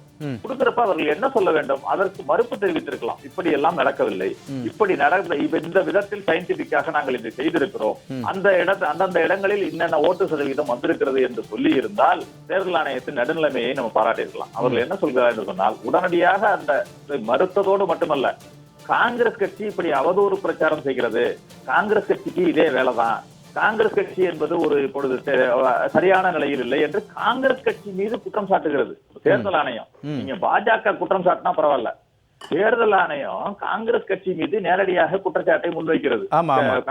அந்த பிரஸ் ரிலீஸ்லாம் கூட படிக்க முடிஞ்சது நம்ம. அது எவ்வளவு பெரிய குற்றச்சாட்டு என்பதை படிப்பவர்களுக்கு கண்டிப்பாக புரியும். அது வந்து சாதாரணமாக ஒரு தேர்தல் ஆணையம் என்பது அது மாதிரி ஒரு குற்றச்சாட்டை ஒரு கட்சி மீது வைப்பதில்லை என்பதை நான் இங்க குறிப்பிட விரும்புறேன். ஆனால் இந்த முறை அந்த மாதிரி ஒரு குற்றச்சாட்டை தேர்தல் ஆணையமே வைத்ததை பார்த்தோம். அப்படி இருக்கும் சூழ்நிலையில அதோடைய நடுநிலைமையை நம்ம எப்படி நம்புறது? நீங்க சொல்லுங்க, அதோடைய நடுநிலைமையை எப்படி நம்ப முடியும்? ஆக தேர்தல் ஆணையத்திலிருந்து இடி நீங்க ஒரு தேர்தல் நடக்கும் பொழுது, தேர்தல் அறிவித்த பிறகு இன்னொன்று பாத்தீங்கன்னா, ஒன்று தேர்தல் ஆணையம், இதுவே பேசிக்கே தப்பு. இரண்டாவது என்னென்றால் தேர்தல் ஆணையர்கள் 3 பேருமே பாஜகவுடைய ஆதரவாளர்களாக இருக்கிறார்கள் என்பதை தான் நம்ம சொல்ல முடியுது. இன்னொன்று தேர்தல் நடைமுறை, தேர்தல் அறிவிப்பு வெளிவந்த பிறகு தேர்தல் நடத்தை விதிமுறைகள் வெளிவந்தோம். தேர்தல் நடத்தை விதிமுறைகள் வந்த பிறகு இடி, இன்கம் டாக்ஸ், ஐடி போன்றவை கூட தேர்தல் ஆணையத்தின் கட்டுப்பாட்டில் தான் வரும், எல்லா அமைப்புகளுமே. ஆனால் இப்பொழுது நடப்பது என்னவென்று சொன்னால், தேர்தல் அறிவிப்பு வெளிவந்த பிறகு கூட ஒரு முதலமைச்சர் வீட்டுல ரெய்டு, ஒரு அமைச்சர் வீட்டுல, அதுவும் எந்த எதிர்கட்சி ஆளும் முதலமைச்சர், எதிர்கட்சி ஆளும் அமைச்சர், எதிர்கட்சிகள் மீதுதான் இந்த ரெய்டுகள் தொடர்ந்து நடந்து கொண்டிருக்கின்றன. அவர்களை அச்சுறுத்தும் வேலைகள் நடந்து கொண்டே இருக்கின்றன. ஆக எல்லா அமைப்புகளையும் இவர்கள் தவறான முறையில், அதாவது பண மதிப்பிழப்பு நடவடிக்கை எப்ப சொன்னார் எங்களுடைய முன்னாள் பிரதமர் மன்மோகன் சிங் அவர்கள் சொன்னார், இது வந்து ஒரு லீகலைஸ்டு பிளண்டர் அப்படின்னு சொன்னார். அது மாதிரி இவர்கள் எல்லாவற்றையுமே லீகலைஸ்டா பண்றாங்க. இந்த பிளண்டர் எல்லாம் வந்து லீகலைஸ்டாவே பண்றாங்க. தவறு செய்கிறார்கள், ஆனால் அதை லீகலைஸ்டா பண்றாங்க. இதுதான் இந்த பாஜக செய்கின்ற நடைமுறையாக இருக்கிறது. அப்படி எல்லா விதத்திலும் பணபலம், அதிகார பலம், ஆட்சி பலம் எல்லாவற்றையும் வைத்துக் கொண்டு எதிர்கட்சிகளை உடைப்பது, எதிர்கட்சிகளை மிரட்டுவது, எதிர்கட்சியில் இருப்பவர்களை ஊழல் செய்தார்கள் என்று சொன்னால் அவர்களை நீங்க இங்க வந்தீங்கன்னா பாதுகாக்கப்படுவீர்கள் அப்படின்னு சொல்லி அவர்களை மிரட்டி இழுப்பது, இப்படி எல்லாவற்றையும் செய்து கொண்டு ஆட்சி அதிகாரத்தில் நீடிக்க வேண்டும் என்ற ஒரே குறிக்கோளோடு செயல்படுகின்ற ஒரு கட்சியாக பாஜக இருக்கிறது. அப்படிங்கிறது தான் இந்த தேர்தலை நான் பார்க்கிறேன். சரி, ஓகே. பாண்டியன் சார், ஜார்க்கண்ட் தேர்தலில் ஹேமந்த் சோரன் கைது செய்யப்பட்டு 5 மாதம் சிறையில் வைக்கப்படுறார். அந்த 5 மாதங்களுக்கு பிறகு ஹேமந்த் சோரன் வெளியே வந்ததுக்கு பிறகு தான் தேர்தல் அறிவிக்கப்படுது சில மாதங்களில். அப்போ அந்த தேர்தலில் மீண்டும் ஜார்க்கண்டில் ஹேமந்த் சோரன் அரசுக்கான வாய்ப்பு தான் அதிகம் இருக்குது. ஏன்னா சிம்பத்தி ஓட், ராம்கே சார் சொன்னது மாதிரி சிம்பத்தி ஓட்டுன்றது அங்கே ரொம்ப ரோல் பண்ண வேண்டியது. அப்போ சிம்பத்தி ஓட் அப்படின்னு நம்ம பார்த்தோம் அப்படின்னா கண்டிப்பாக வந்து ஹேமந்த் சோரனுக்கு தான் போயிருக்கணும். ஆனால் தேர்தலுடைய முடிவுகள் வந்து அப்படி இல்லை அப்படின்ற மாதிரி தான் காட்டுது. இப்போ பாருங்கள், 81க்கு 71 இடங்களில் முன்னிலையில் அவர் வந்திருக்கு. 40 பிஜேபி, 31 வந்து ஜேஎம்எம், கிட்டத்தட்ட 9 இடங்கள் முன்னிலையில் பாஜக இருக்கிறாங்க. அப்போ வந்து சிம்பத்தி ஓட் அப்படின்றத தாண்டி பாஜக வேறு எந்த வகையில் ரோல் பண்ணியிருக்காங்க? இல்லை, அவங்க தான் இந்த ஒரு பிரச்சாரம், ஒரு சரவண பெருமாள் சொன்னது வந்து இங்கே சொல்கிறது தான் அங்கேயும் செஞ்சுருக்காங்க. அதாவது அந்த பங்களாதேஷ்லேருந்து ரோஹிந்தோ முஸ்லீம் வந்து உள்ளே வர்றாங்கன்றத தான் பெரிய பிரச்சாரம் பண்ணுறாங்க. ஆனால் அங்கே என்ன ஒன்றுனா 28 தொகுதி வந்து பழங்குடியினர் தொகுதி. அதில் வந்து போன தரையே 12 தான், 14லே 12 தான் எடுத்தாங்க பிஜேபி. அதனால் இந்த இடம்லாம் அவங்க எடுக்கிறதுக்கு வாய்ப்பே இல்லை. வேறு ஒரு இதில் வந்து ஜார்க்கண்டில் வந்து இந்தியா கூட்டணி முன்னிலைன்னு வந்துகிட்டு இருக்குது. இப்போ ஆக்சுவலாக 41-31ங்கிறது இப்படி இருக்குது ஆக்சுவலாக. அதனால் அங்கே வந்து மாறுறதுக்கான வாய்ப்பு இருக்குது, அதிகமாக இருக்க மாதிரி தான் எனக்கு தெரியுது. அது கிட்டத்தட்ட 38 தொகுதி இந்தியா கூட்டணி முன்னாடியில் இருக்குது இதில், அந்த இதில். அதனால் ஒரு 10 நிமிஷத்தில் அது மாறுறதுக்கான வாய்ப்பு என்னன்றதை பார்த்துட்டு நம்ம பேசலாம். இதில் வந்து இவங்க பொதுவாகவே வந்து இப்போ அவரே சொல்கிறாரு 29ல் வந்து மோடி இருக்கிறதுக்கு வாய்ப்பு குறைவு அப்படின்னு சொல்கிறாரு. என்னுடைய இது வந்து இவங்க உள் சோர்ஸ் இதை வச்சு தான் சொல்கிறாரு அவர். அது யோகி ஆதித்யநாத்தை கூட சார், இது இருக்கலாம். லோக்சபா தேர்தலே பேசப்பட்ட ஒண்ணுதான். ஏன்னா பாஜக அவருக்கு ரொம்ப தீவிரமா கடைபிடிப்பாங்க. 75 வயசு. ஒண்ணு 75 வயசு, அது இன்னொன்னு ஒரே ஆளுக்கு 2 பொறுப்பு கூடாதுன்றது. செப்டம்பரில் அவருக்கு வந்து வரப்போகிற 25 செப்டம்பரில் அவருக்கு 75 வயசு ஆகுது. அதனாலயா இல்லை செல்வாக்கு குறைகிறதுனாலயா கூட மாற்றுறதுக்கு வாய்ப்பு இருக்குது. ஏன்னா அவருடைய இமேஜ் வந்து நம்ம 24 மே மாதம் நடந்த பாராளுமன்ற தேர்தலையே குறைஞ்சிருக்கு. இப்பயுமே பார்த்தீங்கன்னா ஒரு 3 நாள் 4 நாள் பிரச்சாரத்துக்கு முன்னாடியே அவர் வெளிநாட்டு கிளம்பி போயிடுறாரு. நீங்கள் அந்த கடைசி பிரச்சாரம் அது வர இருக்கிறது இல்லை இப்போல்லாம். அப்புறம் நீங்கள் யோகி ஆதித்யநாத் பேசும்போது மகாராஷ்டிராவில் பிஜேபி எம்எல்ஏ ஒருத்தவங்க லேடி பங்கஜா முண்டே, அவங்க வந்து அந்த கோஷத்தையே, அதாவது பிரிந்தால் இழப்பு அப்படிங்கிறதா அவருடைய கோஷம். பட்டேங்கே தோஸ் கட்டேங்கே அப்படின்றதா ஹிந்தியில் சொல்கிறாரு யார், யோகி ஆதித்யநாத். அதாவது பிரிந்தால் இழப்பு அப்படிங்கிறதான் அவருடைய கோஷம். அந்த கோஷத்தையே வந்து இது வட மாநிலத்துக்கு, அது மகாராஷ்டிராவில் சொல்கிறாங்க. இப்போ நம்ம சொன்னால் வேறு, வட மாநிலத்தில் வந்து இந்த ஊப்பியில் மற்ற இடத்துல எடுபடும், எங்கே எடுபடாது அப்படின்னு சொல்லி அவங்க சொல்கிறாங்க. அவங்க யாருன்னு கேட்டிங்கன்னா எக்ஸ் சென்ட்ரல் மினிஸ்டர் கோபிநாத் முண்டேவோட மகள். இவங்க தான் பிஜேபி எம்எல்ஏ. இப்போ இதெல்லாம் நம்ம எதில் குறிக்குதுன்னா, அங்கே முரண்பாடு வந்து ஏற்கனவே நம்ம நட்டா சொன்னார், ஆர்எஸ்எஸ் எங்களுக்கு தேவையில்லைன்னு சொன்னார். அப்போ அந்த முரண்பாடு வந்து அதிகமாக முத்திக்கிட்டு இருக்கா அப்படிங்கிற ஒரு கேள்வி இருக்குது. ஆனாலும் இவங்க வந்து மேனேஜ் பண்ணி போன தடவை அது ஹரியானாவில் வந்து தேர்தலை மாற்றிட்டாங்க. இப்போ வந்து எனக்கு தெரிஞ்சு நான் சொன்ன மாதிரி 10:30 இந்த நட தேர்தல் முடிவு வந்து இப்படி மாறுறதுக்கும் வாய்ப்பு இருக்குது அப்படிங்கிற மாதிரி தான் நான் கருதுகிறேன். அதுவும் இல்லாமல் இந்திய பொருளாதாரம் வந்து கடந்த 10 வருஷமாக வந்து கீழே போயிட்டே இருக்குது. அதுக்கு ஒரே ஒரு உதாரணம், பாக்கி எதையுமே நான் சொல்லலை. 54 ரூபாய் இவர் வரும்போது ஒரு டாலர் வந்து 54 ரூபா. அமெரிக்க பொருளாதாரம் கீழே விழுந்துக்கிட்டு இருக்குது. இப்போ இல்லை, அது அதுவும் 7-8 வருஷமாக கீழே விழுந்துக்கிட்டு இருக்குது. விழுந்துக்கிட்டு இருக்கும்போதே நம்மளது இன்னும் கீழே போய் ஒரு டாலர் 84 ரூபாங்கிறது வந்து நினச்சே பார்க்க முடியாது. அதாவது இந்த 1300 நிறுவனம் மட்டும்தான் வளர்ந்துருக்கு. அது குறிப்பாக கோவிட்டுக்கு அப்புறம் 3 வருஷத்தில் பயங்கரமாக வளர்ந்துருச்சு. நான் அதானியை கூட குறிப்பிட்டு சொல்லலை. நான் சொல்கிறது 1300 நிறுவனம் இந்தியாவில், அதில் தமிழ்நாட்டிலேருந்து 77 நிறுவனம். அவங்க ரொம்ப குறைச்சி தான் முன்னேறி இருக்காங்க. பாக்கி அவ்வளவும் குஜராத்து, பாம்பே, டெல்லி, இந்த மாதிரி நிறுவனங்கள். அப்போ இந்த நிறுவனங்களுக்காக மட்டுமே அவர் ஆட்சி செஞ்சார் அப்படிங்கிற மாதிரி இருக்குது. இது ஆக்சுவலாக வந்து வேறு சில இயக்கங்கள் வந்து எடுத்துருக்கணும், எடுக்கலை. அதனால் இன்னும் அது வந்து மக்கள்கிட்ட போய் ரீச் ஆகலை. அப்படி ஆயே நீங்கள் சமாஜ்வாதி கட்சி அதே மாதிரி இங்கே வந்து சரத்பவார் மற்றவங்கெல்லாம் சேர்ந்து தான் அந்த ஒரு கிட்டத்தட்ட ஒரு 63 சீட்டு பிஜேபிக்கு குறைச்சிருக்காங்க. அப்போ இந்த இடத்த தான் வந்து மாநில கட்சி தமிழ்நாட்டெல்லாம் பார்த்திங்கன்னா 40, அப்புறம் இந்த 100 சீட்டு ஜெயித்த காங்கிரஸ்லேயே பார்த்தீங்கன்னா 60 சீட்டு கிட்டத்தட்ட வந்து மாநில கட்சியால் தான் அவங்களுக்கு வந்திருக்கு. அதே மாதிரி அவர் 240 வாங்கினா கூட பிஜேபி 282 ஆட்சியில் இருக்காங்க. இப்போ அதே பார்த்தீங்கன்னா சந்திரபாபு நாயுடு இவங்கெல்லாம் சேர்ந்து ப்ளஸ் அந்த 240லே ஒரு 40 சீட்டு வந்து பிஜேபிக்கு மாநில கட்சியால் தான் ஜெயிச்சிருக்கு. அப்போ 2 தேசிய கட்சியும் சேர்ந்து 270 இடம் தான் இருக்குது, 2 கட்சி சேர்ந்து. அப்போ இது வந்து மாநில கட்சிகளின் கூட்டமைப்பு தான் இந்த நாடு அப்படிங்கிறத எஸ்டாப்ளிஷ் பண்ணியிருக்கு 2024 லோக்சபா தேர்தலே. அப்போ அது அப்படி என்ன தெரியுது அப்படின்னு கேட்டால், மக்களுக்கு நேரடி சேவை செய்கிறது எல்லா மாநிலத்தில் உள்ள மாநில கட்சிகள் தான். இந்த 2 தேசிய கட்சியில் குறிப்பாக பிஜேபி வந்து மக்களை பற்றி கவலைப்படாமல் வேறு விஷயத்தில் மட்டுமே கவலைப்பட்டு அந்த 1300 நிறுவனங்களை வளர்க்குறதுக்கு மட்டுமே அவங்களுடைய ஆட்சியை பயன்படுத்திட்டாங்களோ அப்படிங்கிற மாதிரி ஒரு கேள்வி வருது. இதை வந்து பொதுமக்கள் வந்து இன்னும் கூர்மையாக பார்க்கணும். பார்த்தா தான் இந்த இடத்துல ரிசல்ட்டெல்லாம் வந்து மாறுறதுக்கான வாய்ப்பு இருக்குது. ஏன்னா தமிழ்நாடையே வந்து 67க்கு முன்னாடியும் சரி பின்னாடியும் சரி இங்கே வந்து இவ்வளோ நிதி கொடுக்காம அதுக்கப்புறமும் நம்ம வளர்ந்து காமிக்கிறோம் அப்படிங்கிற அதை வந்து மற்ற மாநிலங்கள் பின்பற்றணும். வெறும் 1500 ரூபா 2000 ரூபா 2500 ரூபா பெண்கள் கொடுக்கறத மட்டுமே ஃபாலோ பண்ணக்கூடாது. தமிழ்நாட்டில் ஒரு பெரிய நீதி கட்சியிலேருந்து ஒரு பெரிய பாரம்பரியம் இருக்குது. வெற்றி பெற்ற ஃபார்முலா இதுதான். இந்தியாவே எடுத்துக்க வேண்டிய விஷயம். அதை பிஜேபி எடுத்துக்கணும், காங்கிரஸும் எடுத்துக்கணுங்கிறதா என்னுடைய பாயிண்ட்டு. ஓகே ராம்கி சார், நீங்கள் மகாராஷ்டிரா தேர்தலை தாண்டி அங்கே சில வருடங்கள் நீங்கள் இருந்தீங்கன்னு சொன்னீங்க. இப்போ மகாராஷ்டிரா தேர்தல் முடிவுகளை வச்சே நம்ம பேசலாம். பாஜக கூட்டணி 145, காங்கிரஸ் 129. கிட்டத்தட்ட அது ஒரு டஃப் ஃபைட்டு தான் வச்சுக்கலாம். இன்னும் ஒரு 3 சட்டமன்ற தொகுதிக்கிட்ட முன்னணி நிலவரங்க இருக்கும். இப்போ இதில் முன்னணி நிலவரத்தில் இருக்கிறது கூட ஒரு 100-120 வாக்குலேருந்து ஒரு 500 வாக்கு உள்ளே இருக்கக்கூடிய தொகுதிகள் இருக்கும். அப்படின்றப்போ ஒரு ரொம்ப பெரிய டஃப் கொடுக்குறாங்களோ காங்கிரஸ் மகாராஷ்டிராவில் பிஜேபிக்கு?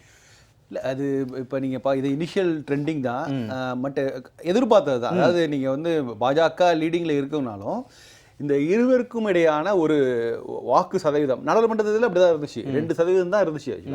ஸோ அதே போக்கு வந்து இந்த சட்டமன்ற தேர்தலையும் தொடருங்கிற மாதிரி ஒரு எதிர்பார்ப்பு இருந்தது. இதில் ஒரு 3வது தேர்ட் பிளேயரே யாருமே கிடையாது. அதுதான் ஒரு பெரிய சிக்கல் மகாராஷ்டிரா பொறுத்த வரைக்கும். ஏன்னா அதுக்கேற்ற மாதிரி ஒரு ஒரு நடுவில் ஒரு முயற்சி ஆரம்பிச்சுது. சின்ன பார்ட்டிஸ்லாம் சேர்ந்து அவங்க என்ன பண்ணாங்கன்னா பரிவர்த்தன் மகாசக்தி அகாதி அப்படின்னு சொல்லிட்டு ஒன்று ஆரம்பித்தாங்க. அதாவது விவசாய அமைப்புகள், சின்ன சின்ன அமைப்புகள் சேர்ந்து கிட்டத்தட்ட ஒரு மக்கள் நல கூட்டணி மாதிரி வச்சுங்களேன், அப்படி ஒரு ஒரு முயற்சி நடந்தது. ஆனால் அது வந்து ஒரு பெரிய அளவில் வெற்றி பெறவில்லை. ஸோ கிட்டத்தட்ட இப்போ இருதுருவ அரசியலாக தான் அங்கே முழுக்க இருந்துட்டு இருக்குது. ஸோ அதனால இந்த ஃபைட்டுங்கிறது ரொம்ப ஹெட் டு ஹெட் ரொம்ப க்ளோஸாக தான் இருக்க போகுது. இதில் நம்ம வந்து இந்த நீங்கள் கூட்டணியாக பார்க்காதீங்க, நீங்கள் சொல்கிற 145 129 கூட்டணியாக பார்க்காதீங்க. அதுக்குள்ள பிரேக்கப் தான் நம்ம ரொம்ப எதிர்பார்க்க வேண்டிய விஷயம். ஏன்னா ஒன்று பாஜக 120 தாண்டுகிறதா அப்படின்னு பார்க்கணும். அவங்களால 100 ஏற்கனவே 105 தான் போன இடம் எடுத்திருந்தாங்க. இந்த இடம் 120 எடுக்கிறதுக்கான வாய்ப்புகள் இருக்குது. அதை தாண்டி போகிறதுக்குலாம் வாய்ப்புகள் இல்லை. கவுண்டிங் அந்த நம்பர்ஸ் வைஸ் பார்க்கும்போது 120 பாஜக எடுத்துருக்காங்களான்ட்டு. அதுக்கு அடுத்தது செகண்டரி யார் வராங்க அப்படின்னு பார்க்கறது முக்கியம். ஏன்னா சென்ற முறை வந்து ஒன்றுபட்ட என்சிபி ஒன்றுபட்ட சிவசேனா இருக்கும்போது அவங்க ஒரு 56 இவங்க 54 எடுத்தாங்க.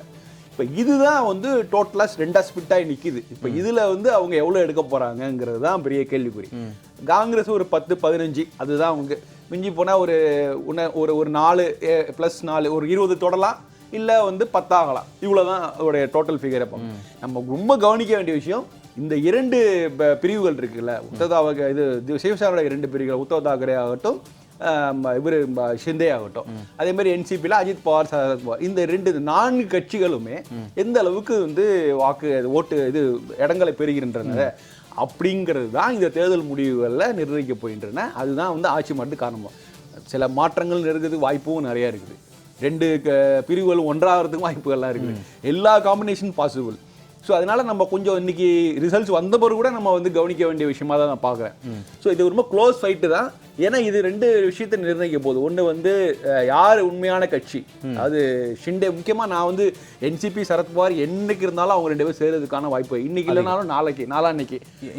இந்த தேர்தல் நடந்துட்டு இருக்கும் போதே கூட அந்த பேச்செல்லாம் ரொம்ப அதிகமாக இருந்தது. ஆமாம். ஸோ அதனால அது வந்து நான் எதிர்பார்க்கக்கூடிய விஷயம் தான். எப்போ நடக்குங்கிறது மட்டும் தான் நம்ம பார்க்கணும். ஆனால் இங்கே ஷிண்டே வெர்சஸ் உத்தவ் தாக்கரேங்கிறது ரொம்ப உக்கிரமாக போயிருக்கு. எப்படி தமிழ்நாட்டில் வந்து திமுக அதிமுக மாதிரி ஒரு உக்கரத்தில் இருக்குது. அப்படிங்கும்போது அவங்களுக்குள்ள அவங்க சேருவதற்கான வாய்ப்புகளே இல்லை. ஒருவேளை நிறைய வேற ஏதாவது மாற்றங்கள் வேற நடக்கும் வழியே இந்த பிரிவுகள் சேருவதற்கான வாய்ப்பு இல்லை.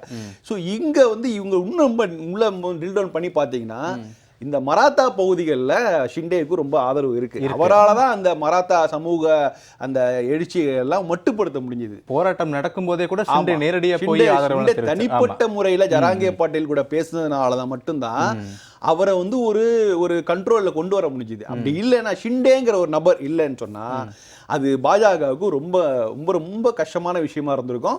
ஏன்னா இன்னைக்கு மராத்தா சமூக மக்கள் பாஜகவுக்கு எதிராக தான் இருக்காங்க. இந்த இடஒதுக்கீடு கிடைக்காம போனதுக்கெல்லாம் காரணம் அவங்க தான் நினைக்கிறாங்க. ஸோ அதை மட்டுப்படுத்துறது, அவங்க கூட நெகோசியேட் பண்ணி ஒரு மிட்டிகேஷனாக தான் ஷிண்டே பேசுறாங்க. ஸோ ஷிண்டேங்களோட ரோல் ரொம்ப ரொம்ப முக்கியமான ரோலுங்கிறத பாஜகவும் புரிஞ்சிருக்கு. இன்ஃபேக்ட் மற்ற கட்சிகளாலே இப்போ இங்கே வந்து இந்த கூட்டணி இல்லை, வேற அந்த கூட்டணி கூட வேற ஆட்கள் யாரும் அங்கே போய் பேச ஆள் இல்லை. ஷிண்டேங்கிறது ரொம்ப சரியான நபராக இருக்காரு. ஸோ அதனால அது ஒரு பெரிய பிக்கஸ்ட் ப்ளஸ் பாயிண்ட் ஆக்சுவலாக. அப்புறம் நகரங்களில் வந்து பாஜக உண்மையிலே வந்து ஒரு பெரிய அப்பர் ஹேண்ட், பெரிய அளவில் வந்து பாஜக வந்து வளர்ச்சி பெற்றுட்டே இருக்குது. அவங்களுக்கு நிறைய ஒரு கூடுதல் முக்கியத்துவம்லாம் கிடைக்குது. இது உத்தவ் தாக்கரே வந்து ஒரு பெரிய அனுதாபால இருக்குது அவர் மேலே. அது கட்சியை உடச்சி கொண்டு போயிட்டாங்களே அப்படிங்கிற மாதிரி. ஏன்னா சிவசேனாவோட ஹார்ட்கோர் தொண்டர்கள் இன்னும் வந்து உத்தவ் தாக்கரே பக்கத்தில் தான் இருக்காங்க. ஸோ இப்போ நான் ஒட்டுமொத்தமாக பார்க்கும்போது உத்தவ் தாக்கரேக்கு வந்து சென்ற முறை கிடைத்ததை விட, அதாவது அவர் இப்போ போட்டியிட்டதை விட எந்த அளவுக்கு பர்சன்டேஜ் இப்போ அதிகமாக கிடைக்கும் வந்து ஒரு அவங்களுக்கு எந்த தொகுதிகளில் ஒதுக்குறதுல கூட பெரிய சிக்கல் இருந்தது. ஏன்னா ஏன்னா அது வந்து டிப்பிக்கலாக வந்து இவங்க 2 பேரும் எதிரெதிராக நின்று இவங்க ஷிண்டேவும் சரி இவரும் உத்தவ் தாக்கரேவும் அஜித் பவாரும் எதிரெதிராக நின்னதுள்ள 2 சேர்ந்து இருக்கும்போது அப்போ என்ன ஆக போகுதுங்கிறது ஒரு இது. இப்போ இதனால் சீட்டுகளை பிரிச்சுக்கிறதுக்கே பெரிய சிக்கலாக இருந்தது. ஆனால் இதெல்லாம் தாண்டி காங்கிரஸ் செய்த மிகப்பெரிய தவிர சந்திரசேகரன் சார் அது வந்து ஒப்புக்கொள்ள மாட்டார். இருந்தாலும் நான் அதை ஒரு விஷயம் சொல்லிடுறேன். காங்கிரஸ் வந்து செய்த பெரிய தவறு வந்து இந்த பிரச்சாரத்திலே வந்து பெரிய அளவில் எடுபடவே இல்லை. ஏன்னா இப்போ நீங்கள் பேசிகிட்டு இருக்கும்போது ஒரு டங் ஸ்லிப்லாம் வாய்ப்பு தான் இருக்குது. நம்ம திமுக பற்றி பேசும்போது திடீர்னு அண்ணா திமுக வாய்ப்பு இருக்குது. நம்ம அந்த ஒட்டுமொத்தமாக அந்த கான்டெக்ஸ்டோட தான் பார்க்கணும். பிரச்சாரத்தில் வந்து மோடி அவர்கள் வந்து ஜோ பைடனை வந்து முன்னாள் ஜனாதிபதினு ஒரு ஒரு ஒரு டங் ஸ்லிப்பு தான் ஆக்சுவலாக அது பேசுகிறேன். அதுக்கு போய் ராகுல் காந்தியோட கடுமையான விமர்சனம், மோடிக்கு வந்து மெமரி லாஸ் அப்படிங்கிற மாதிரி, இது ரொம்ப கடுமையான விமர்சனம். இப்போ நான் பாண்டியன் சார் கூட பேசும்போது அடுத்தது யார் வராங்கலாம் பேசும்போது இந்த விஷயங்கள் நம்ம போகவே கூடாது. இன்றைக்கி என்னென்னா மோடி வந்து ஒரு மிகப்பெரிய சாதனையாளர். அவர் வந்து மூன்றாவது முறையாக பிரதமராக இருக்கார். அவர் நேருக்கு இணையானவர், இல்லை நேருக்கு அடுத்தபடியில் கொண்டு வைக்கக்கூடிய இடத்துல இருக்கார். ஸோ அதனால் அந்த விமர்சனங்களை தவிர்த்து விட்டு தான் நம்ம பார்க்கணும். அவர் ஒத்துக்கணும், அவர் பெரிய லெஜெண்ட் ஆக்சுவலாக. அவருக்கு போய் ஒரு மெமரி லாஸு அப்படிங்கும்போது கிட்டத்தட்ட இவங்க பேசுறதுலாம் கூட இன்டைரக்டாக இப்போ மோடிக்கு அடுத்தது ஒருத்தர் வரப்போறாரு, அவர் பாருங்க, அவர் இந்த அளவுக்கு லிபரலாக இருக்க மாட்டார், மோடிக்கு அடுத்த வாரிசை பற்றி பேச ஆரம்பிக்கிறதே ஒரு மோடிக்கு செய்யப்படுகிற ஒரு இழுக்காக தான் நான் பார்க்குறேன். அவரு ஒரு பெரிய லெஜெண்டு. அவர் காலம் அவராக விலகும் வரை அவரை யாரும் அசைக்க முடியாது. இந்த மகாராஷ்டிரா ஒருவேளை பெரிய அளவில் பாஜக கூட்டணி வெற்றி பெறும். ஆனால் அந்த பாஜக அதிகமான இடங்களை வெற்றி பெற்றால் அதுக்கு பெரிய அளவில் பங்கு வந்து மோடி அமித்ஷாவோட கூட்டணிக்கு தான் கிடைக்கும்.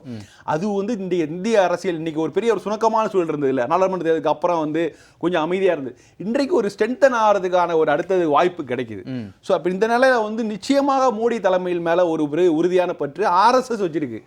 எல்லா கட்சிகளும் கூட்டணி சந்திரபாபு நாயுடு எல்லாம் நீங்கள் வந்து அவர் ரொம்ப உறுதியாக நம்புறார் மோடியை. ஸோ அப்படி இருக்கும்போது மோடியை வந்து பலப்படுத்துவதற்கான ஒரு வாய்ப்பு இன்றையிலிருந்து ஆரம்பிக்கதான் நான் பார்க்குறேன். இந்த மாதிரியான சர்ச்சைகள் ராகுல் காந்தி இது மாதிரி கடுமையான விமர்சனத்தை தவிர்க்க வேண்டும். பாஜக தரப்பிலிருந்தே நீங்கள் அடுத்த தலைமுறை யார், அடுத்த தலைவர் யாருன்னு பற்றி அதெல்லாம் யோசிக்கவே வேணாம். இன்றைக்கே மோடி தான். மோடி இன்னும் அடுத்த ஒரு 4 ஆண்டுகளுக்கு இருப்பார் நிச்சயமாக. அதனால் அடுத்ததை பற்றி நம்ம யோசிக்கவே வேணாம் அப்படிங்கிறது தான் என்னுடைய வேண்டுகோள். சரி ராம்கி சார். சந்திரசேகர் சார், முன்பு பேசின ராம்கி சார் சொன்னாங்க, காங்கிரஸ் கட்சி தன்னுடைய பிரச்சாரத்தை கொஞ்சம் முறையாக வச்சிருந்திருக்கலாம். ராகுல் காந்தி உள்ளிட்டவர்களை கடுமையான விமர்சனம், மோடி போன்ற மதிக்கக்கூடிய நபர்கள் மீது இப்படியான விமர்சனங்கள் தேவையற்றது. இது பாஜகவிற்கு தேர்தல் களத்தில் ஒரு இன்னும் கொஞ்சம் அவங்களுக்கு வலுவை கொடுக்கலாம், காங்கிரஸ் கட்சிக்கு ஒரு பின்னடைவை கொடுப்பதற்கான வாய்ப்புகள் இருக்கு அப்படின்ற ஒரு கருத்தை முன் வச்சிருக்காங்க. நீங்க எப்படி பார்க்குறீங்க? இல்லைங்க, அவர் மோடியுடைய இமேஜ் வந்து கொஞ்சம் கொஞ்சமாக சரிந்து கொண்டிருக்கின்றது தான் நான் நினைக்கிறேன். நீங்க மோடியுடைய பிம்பம் என்பது அப்படி இருந்திருந்தால் அவர் வந்து எவ்வளவு ரோட் ஷோ கர்நாடகாவில் நடத்தினாரு, எவ்வளவு ரோட் ஷோ மற்ற இடங்கள்ல எல்லாம் பிரச்சாரத்துக்கு பண்ணாரு. ஆனா மகாராஷ்டிரால எத்தனை ரோட் ஷோ நடத்தினாரு சொல்லுங்க? கடைசி கட்ட பிரச்சாரத்துக்கு அவர் இல்ல, அவர் ஃபாரினே போயிட்டாரு, அவர் கிளம்பி ஃபாரின் போயிட்டாரு. இல்ல, அது வந்து G20 மாநாடு நடைபெற்றுச்சு, தவிர்க்க முடியாத ஒண்ணு. இல்ல தவிர்க்க முடியாத ஒன்றுதான். அதை விடலாம் தவிர்த்து இருக்கிறார், பல விஷயங்களை அவர் தவிர்த்து இருக்கிறார். அதெல்லாம் செய்யக்கூடிய நபர் தான். பிரச்சாரத்தை விட G20 மாநாடு அவருக்கு பெரிய விஷயம் இல்ல அவரை பொறுத்தவரை. ஆனால் அங்கு தவிர்க்கப்பட்டிருக்கிறார் என்பதுதான் உண்மை. அங்கு மோடி பிரச்சாரத்திற்கு அதிக அளவில் வர வேண்டாம் என்று தவிர்க்கப்பட்டிருக்கிறார். இங்கு மட்டும் இல்ல, ஹரியானால கூட இதுதான் நடந்துச்சு. அதுதான் உண்மை.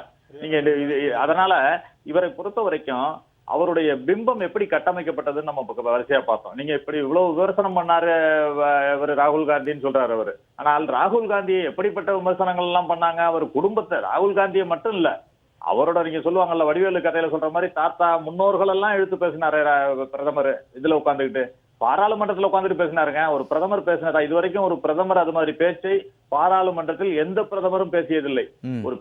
ஒரு குடும்பத்தை, தனிப்பட்ட குடும்பத்தை தாக்கி பேசியதே இல்லை. நீங்க எப்படி பேசுறாரு? அவர் வந்து ராகுல் காந்தி பல கேள்விகளை முன்வைக்கிறாரு. இந்த சீனாவுடைய எல்லை பிரச்சனை, வேலையின்மை, அது மாதிரி பல பிரச்சனைகளை முன்வைக்கிறார். விலைவாசி உயர்வுன்னு பிரச்சனைகளை முன்வைக்கிறாரு. அதற்கு பதில் சொல்ல வேண்டியவர் எப்படி சொல்லியிருக்க வேண்டும்? பிரதமர் எழுந்து பதில் சொல்றாரு. பதில் சொன்னா இல்ல விலைவாசி உயர்வை குறைப்பதற்கான நடவடிக்கை எடுத்திருக்கிறோம், இல்ல இன்னும் விலைவாசி குறைந்திருக்கு, நீங்க பட்டியல் வேணாலும் கொடுங்க. நம்ம தமிழ்நாட்டுல நிறைய பார்த்திருக்கோம். முதலமைச்சர்கள் எல்லாம் கேட்கிறப்ப இங்க விலைவாசி என்று சொல்லும் பொழுது ஆந்திராவில் அரிசி இன்ன விலை, கர்நாடகாவில் இன்ன விலை எல்லாம் சொல்லுவாங்க. ஏதோ ஒன்று சொல்லலாம். நீங்க பதில் சொல்வது அப்படித்தான் சொல்லியிருக்க வேண்டும். விலைவாசி உயர்வாக இருக்கட்டும், சீனா எல்லை பிரச்சனையாக இருக்கட்டும், அதற்கான பதிலை என்ன சொன்ன வேண்டும் சொன்னால், நீங்கள் வந்து ஏன் காந்தின்ற பெயரை பின்னாடி வச்சுட்டு இருக்கீங்க? உங்க குடும்ப பெயர் வந்து நேரு தானே, ஏன் காந்தி என்ற பெயரை வைத்துக் கொண்டிருக்கிறீர்கள்னு கேள்வி எழுப்புறார். இதுதான் ஒரு பிரதமர் பேசுவதற்கான அழகா என்று கேள்வி எழுப்புறார். அது மாதிரி பப்புன்னு எவ்வளவு பேர் எவ்வளவு மேடையிலேயே பிரச்சாரம் பண்ணாங்க. அவர் வந்து ஒரு குழந்தைத்தனமானவர் பப்புன்னு. அது மட்டும் இல்ல, அவர் பெயரை டேமேஜ், அதாவது நீங்க நாங்க தன்னை பூஸ்ட் பண்றதுக்கு செலவு பண்றது ஒரு பக்கம், நீங்க எதிர்கட்சி தலைவராக இதுக்கு வரக்கூடாது, அவர் இருக்கக்கூடாது என்பதற்காக எவ்வளவு டேமேஜ் பண்றதுக்காக எவ்வளவு செலவு பண்ணாங்க, அந்த பிரச்சாரத்திற்காக எவ்வளவு முன்னெடுத்தாங்கன்றதெல்லாம் பார்த்தோம். ஆனா அதையெல்லாம் மீறி ராகுல் காந்தி இல்லை என்று சொன்னால், அது அந்த இடத்துல வேற யாராவது ஒருவர் இருந்திருந்தார் என்று சொன்னால் அந்த பதவியே வேண்டாம் என்று சொல்லி ஓடி இருப்பாங்க. அந்த அளவிற்கு அவருக்கு டார்ச்சர் அந்த இதுல இருக்கக்கூடாது. அவர் வந்து அந்த பதவியில இருக்கக்கூடாது, அந்த எதிர்கட்சி தலைவர் பதவிக்கு வரக்கூடாது, காங்கிரஸ் கட்சியிலேயே அவர் இருக்கக்கூடாது என்ற லெவலுக்கு அவரை அவரை அப்புறப்படுத்தணும்ன்ற லெவலுக்கு அவங்க பிரச்சாரம் பண்ணதை பார்த்தோம். ஆனால் அதையெல்லாம் மீறி நீங்க எல்லாம் இதுதானே பிரச்சாரம் பண்றீங்க, நான் வந்து மக்களோடு இருக்கிறேன், மக்களோடு பிரச்சாரத்தில் ஈடுபடுவேன். சரவணவேல் சார் வரேன் உங்ககிட்ட. கன்னியாகுமரியிலிருந்து காஷ்மீர் வரையிலும், அந்த பக்கம் மணிப்பூரில் இருந்து மகாராஷ்டிரா வரையிலும் 2 பெரிய ஒரு நடைப்பயணங்களை, பிரச்சார பயணங்களை மேற்கொண்டு மக்களுடன் நான் இருக்கிறேன், மக்கள் பிரச்சனைகளை புரிந்து கொண்ட ஒரு தலைவராக நான் இருக்கிறேன் என்று சொல்லி இன்றைக்கு மக்கள் செல்வாக்கு பெற்ற தலைவராக இருக்கிறாங்க. நீங்க இன்றைக்கு இந்தியால ஒரு கருத்து கணிப்பு எடுத்து பாருங்க, மோடி ராகுல் காந்தின்னு. நீங்க ஒரு 2014லயும் இப்பைக்கும் உள்ள வித்தியாசத்தை பாருங்க. பாத்தீங்கன்னா முன்னாடி என்ன சொன்னீங்க, எதிர்கட்சியில் யாருமே இல்லை, மோடிக்கு எதிரானவர் என்று சொல்லக்கூடியவர் யாருமே இல்லை என்று சொன்னவர்கள்லாம் இன்னைக்கு ராகுல் காந்தி ஒரு சிறிய வார்த்தைகள் பேசினால் கூட அதற்கு ஒரு 10 பேர் பதில் எடுக்கக்கூடிய லெவல்ல இன்னைக்கு இருக்கு. அவர் ஒரு பிரச்சனையை முன்னெடுத்தால் அது இந்தியா முழுக்க எதிரொலிக்கக்கூடியதாக இருக்கிறதா இல்லையா? இது வந்து நான் ஒரு ஊடகவியலாளராக உங்கள்கிட்டயே கேட்க விரும்புறேன். ஏனென்றால் அவருடைய பிரச்சாரம் இன்றைக்கு முன்னெடுக்கப்பட்டிருக்கிறது, அவருடைய பிரச்சாரம் இன்றைக்கு மக்களிடையே சென்றடைந்திருக்கிறது. அதனால்தான் என்ன பண்றாங்கன்னா, இதுல அமெரிக்காவில போய் ராகுல் காந்தி பேசியது ஒன்று, இடஒதுக்கீட்டை பத்தி ஒரு கேள்வி கேட்கிறாங்க. இடஒதுக்கீடு இந்தியாவில் இருக்கிறத பத்தி உங்களுடைய கருத்து என்ன என்று கேட்கும் பொழுது, சமநிலை இந்தியாவில் வரும் வரை இடஒதுக்கீடு தொடரும்னு ஒரு வார்த்தை சொல்றாரு. இது வந்து சாதாரணமா எல்லாருக்கும் புரியும். இந்தியால சமநிலை இன்னைக்கு இருக்கா, எல்லோரும் சமமா இருக்கோமா, எல்லாருக்கும் எல்லாம் கிடைச்சிடுச்சா அப்படின்னு கேட்டா இல்ல. அதனால இடஒதுக்கீடு தொடரும் தான் அர்த்தம். ஆனா என்ன இவர்கள் பேசுகிறார்கள் என்று சொன்னால், இடஒதுக்கீட்டை காங்கிரஸ் கட்சி வந்தால் அழித்துவிடும், இடஒதுக்கீட்டை எதிர்த்து ராகுல் காந்தி பேசுகிறார், இப்படி எல்லாம் இவர்கள் பிரச்சாரத்தை முன்னெடுக்கிறாங்க. ஆக இவர் பேசுனதுக்கு தான் பதில் சொல்லிட்டு இருக்காங்களே தவிர அவர்கள் என்ன அப்படிங்கிறத பிரச்சாரத்தை முன்னெடுக்கல. அதான் நேர்மறை பிரச்சாரத்தை முன்னெடுக்கவில்லைங்கிறது தான் இங்க கருத்து. இவர் ராகுல் காந்தி நேர்மறை பிரச்சாரம் அவர் செய்து கொண்டிருக்க விமர்சனம், ஒரு பக்கம் மோடி அவர்களுடைய விமர்சனம் இருந்தால் கூட நீங்க அவர் ஒரு அரசியல் சாசன சட்ட புத்தகத்தை காட்டுறாரு, இதை அழித்து விடும்னு சொல்லி. அது வந்து ஒரு அடையாளத்திற்கு காட்டுவது, அரசியல் சாசன சட்ட புத்தகம் என்று ஒன்று வைத்து காட்டுவது என்பது ஒரு அடையாளத்துக்கு. அவர் வைத்திருப்பது வெற்று அட்டை, அதில் ஒன்றும் காகிதம் இல்லை. இது ஒரு விமர்சனமா? ஒரு பிரதமரோ உள்துறை அமைச்சரோ இது வந்து ஒரு விமர்சனமா, சரியான விமர்சனமான்னு நீங்களே உங்க கருத்துக்கே விட்டுறேன். நீங்க அதாவது எதிர்க்கட்சி தலைவராக இருப்பவர் விமர்சனம் செய்கிறார் என்று சொல்லுகின்ற அதே வேளையில ஒரு பிரதமரும் உள்துறை அமைச்சரும் இப்படித்தான் பிரச்சாரத்தை முன்னெடுப்பார்களா அப்படிங்கிறதையும் நான் கேள்வியா வைக்கிறேன். அதனால இந்த தேர்தலை பொறுத்தவரை ராகுல் காந்தி தெளிவாக இருக்கிறார். எல்லா இடங்களிலும் ஒரே பிரச்சாரத்தை தான் முன்னெடுக்கிறார். சாதிவாரி கணக்கெடுப்பை எடுக்க வேண்டும், அது வந்து என்ன எதுக்காக எடுக்க வேண்டும்ன்றத இதையும் சொல்றார். சொல்லி அதற்கான பிரச்சனைகளை முன்னெடுக்கிறார். மக்கள் பிரச்சனைகளை முன்னெடுத்து மக்கள் மத்தியில பிரச்சாரத்தை செய்கிறார். அந்த பிரச்சாரம் எடுபடுவதால் இவர்களுக்கு பதட்டம் ஏற்படுகிறது. அதை திசை திருப்புறதுக்கு 80-20 நாமெல்லாம் ஒற்றுமையாக இருக்க வேண்டும், இப்படியான பிரச்சாரத்தை மட்டுமே, ஊடுருவல்காரர்களுக்கு உங்களுடைய நிலம் கொடுக்கப்பட்டுவிடும், இப்படியெல்லாம் பிரச்சாரத்தை இவர்கள் முன்னெடுக்கிறத ஒரு வாடிக்கையா வச்சிருக்காங்க. அதற்கு இவர்களுடைய ஜனநாயக அமைப்புகள், அதாவது காங்கிரஸ் கட்சி உருவாக்கி வைத்த ஜனநாயக அமைப்புகள் எல்லாம் இவர்களுக்கு உதவுகின்றன. அதுதான் உண்மை. சரி, ஓகே. சரவண பெருமாள் சார், குறுக்கிட விரும்புறீங்க? 2-3 விஷயங்களை நான் தெளிவுபடுத்த விரும்புறேன். சொல்லுங்க. அதாவது முதல்ல சந்திரசேகர் ஐயா சொன்னாரு, அதாவது மோடி வந்து ராகுல் காந்தியை ஏன் காந்தி பெயரை பயன்படுத்துறீங்க, அதற்கு ஆதாரம் என்னன்னு கேட்டீங்கன்னா, ஸ்ரீகிருஷ்ண குல்கர்னி அப்படின்னு சொல்லக்கூடிய காந்தியினுடைய குடும்பத்தில் சார்ந்த கொள்ளுப்பேரனுக்கு கொள்ளுப்பேரன் ஃபனுக்னு ஒரு ஜப்பான் கம்பெனி, அந்த கம்பெனியினுடைய ஏசியன் ஆஸ்திரேலேஷியன் ஆபரேஷன்ஸுடைய பிரசிடென்டா வேலை பார்த்தவர். அவரு ஒரு கடிதம் எழுதுறாரு 2012 ராகுல் காந்திக்கு, நான் வந்து காந்தியினுடைய கொள்ளுப்பேரனுக்கு கொள்ளுப்பேரன், நான் வந்து காந்தியினுடைய பேரை பயன்படுத்தல, ஆனா நீங்க வந்து என்ன பண்றீங்க, உங்களுக்கும் காந்தி, மகாத்மா காந்திக்கும் எம்கே காந்திக்கும் மோகன்தாஸ் கரம்சந்த் காந்திக்கும் சம்பந்தம் இல்லாத ஒரு ஆள் நீங்க, அவர் பேரை பயன்படுத்துறீங்களே, அந்த பேரை வந்து நீங்க பயன்படுத்துறதுக்கு உரிமையானவரா அப்படின்றது பாத்தீங்கன்னா அது தவறான விஷயம். இப்போ என்னோட நண்பர் ஒருத்தர் வந்து தமிழகத்துல இருக்காரு, கம்மம் பகுதியில. அவர் வந்து ஒரு ஜெகநாத் மிஸ்ரா அப்படின்ற ஒரு பேரை வச்சுட்டு தான் இருக்காரு. ஏன்னா அவங்க அப்பா வச்சாரு. ஜெகநாத் மிஸ்ரான்னு ஒரு காங்கிரஸ் தலைவனோட மேல இருந்த பற்றுதல்னால அவங்க அப்பா வந்து அவருக்கு வந்து ஜெகநாத் மிஸ்ரான்னு பேர் சூட்டினார். இங்க வந்து என்ன பிரச்சனைனா, ஜெகநாத் மிஸ்ரான்றது ஒரு சர்நேம், காந்தின்றது சர்நேம். ஆனா இதை வந்து தமிழகத்தில் இருக்கக்கூடிய ஒருவருக்கு கம்பத்துல வந்து அவருடைய தகப்பனார் வைப்பது ஜெகநாத் மிஸ்ரான்றது பற்றுதல். நீங்க வைத்துக் கொண்டது இருப்பது உங்களுடைய புகழை நிலைநாட்டுவதற்காக தேசப்பிதா என்று பெயர் சூட்டப்பட்ட மகாத்மா காந்தி, மோகன்தாஸ் கரம்சந்த் காந்தியினுடைய ஓட்டை ஏற்பதற்காக நீங்கள் செய்த அறிவியல் பூர்வமான, விஞ்ஞான பூர்வமான இந்தி கூட்டணியில இருப்பவர்களுக்கெல்லாம் ஒரே ஜீன் தான் நினைக்கிறேன். சார் ஏன் சார் ராகுல் காந்திய குடும்பத்தினரும் அதே பற்றுல வச்சிருக்கலாம் இல்லையா? நமக்கு நாட்டுக்கு சுதந்திரம் வாங்கி கொடுத்தவர், தேசத்தந்தை, அவருடைய பற்று நாங்க ஏத்துக்கிறோம்னு சொல்லி அவருடைய பேரை பின்னாடி வச்சிருந்திருக்கலாம். அப்ப ஏன் வந்து நீங்க வந்து நேரு வந்து அவர் நேருன்ற பண்டிதன், அவரது பேர் வந்து நேரு காந்தின்னு வச்சுக்க வேண்டியதுதானே? இல்ல தவறான தகவல் இல்ல. பேஸ்புக்ல போயிட்டு ஸ்ரீ கிருஷ்ணா குல்கர்னி காந்தி, நான் முடிச்சிடறேன், நான் ஒட்டுக்கொள்ள மாட்டேன். சந்திரசேகர் ஐயா, ஸ்ரீ கிருஷ்ண குல்கர்னி குல்கர்னி என்ற பெயரை டைப் பண்ணி பேஸ்புக்ல உங்க ராகுல் காந்திக்கு எழுதப்பட்ட கடிதம் இருக்கிறதா இல்லையா என்று நீங்க தெளிவுபடுத்தி வரட்டும். ஊடகங்கள் வாயிலாக தேர்தல் சம்பந்தமான ஒரு தகவல் தெரிவிக்க விரும்புறேங்க. இதை ஒரு நிமிஷம் இல்ல, விவாதத்தை போனீங்கன்னா நான் வேற விதமா பேச வேண்டியிருக்கும். தனிப்பட்ட முறையில போறீங்க, அதனால தேவையில்லைன்னு நினைக்கிறேன். தேர்தல் சம்பந்தமா வந்துட்டீங்கன்னா பெட்டர். இல்ல நான் மேலோட்டமா தான் இல்லங்க, தவறான தகவலுங்க. அவருடைய நம்முடைய இந்திய பாரம்பரியப்படி தந்தையுடைய மூதாதையருடைய பெயரை தான் பின்னணியில இணைத்துக்கிறது வழக்கம்.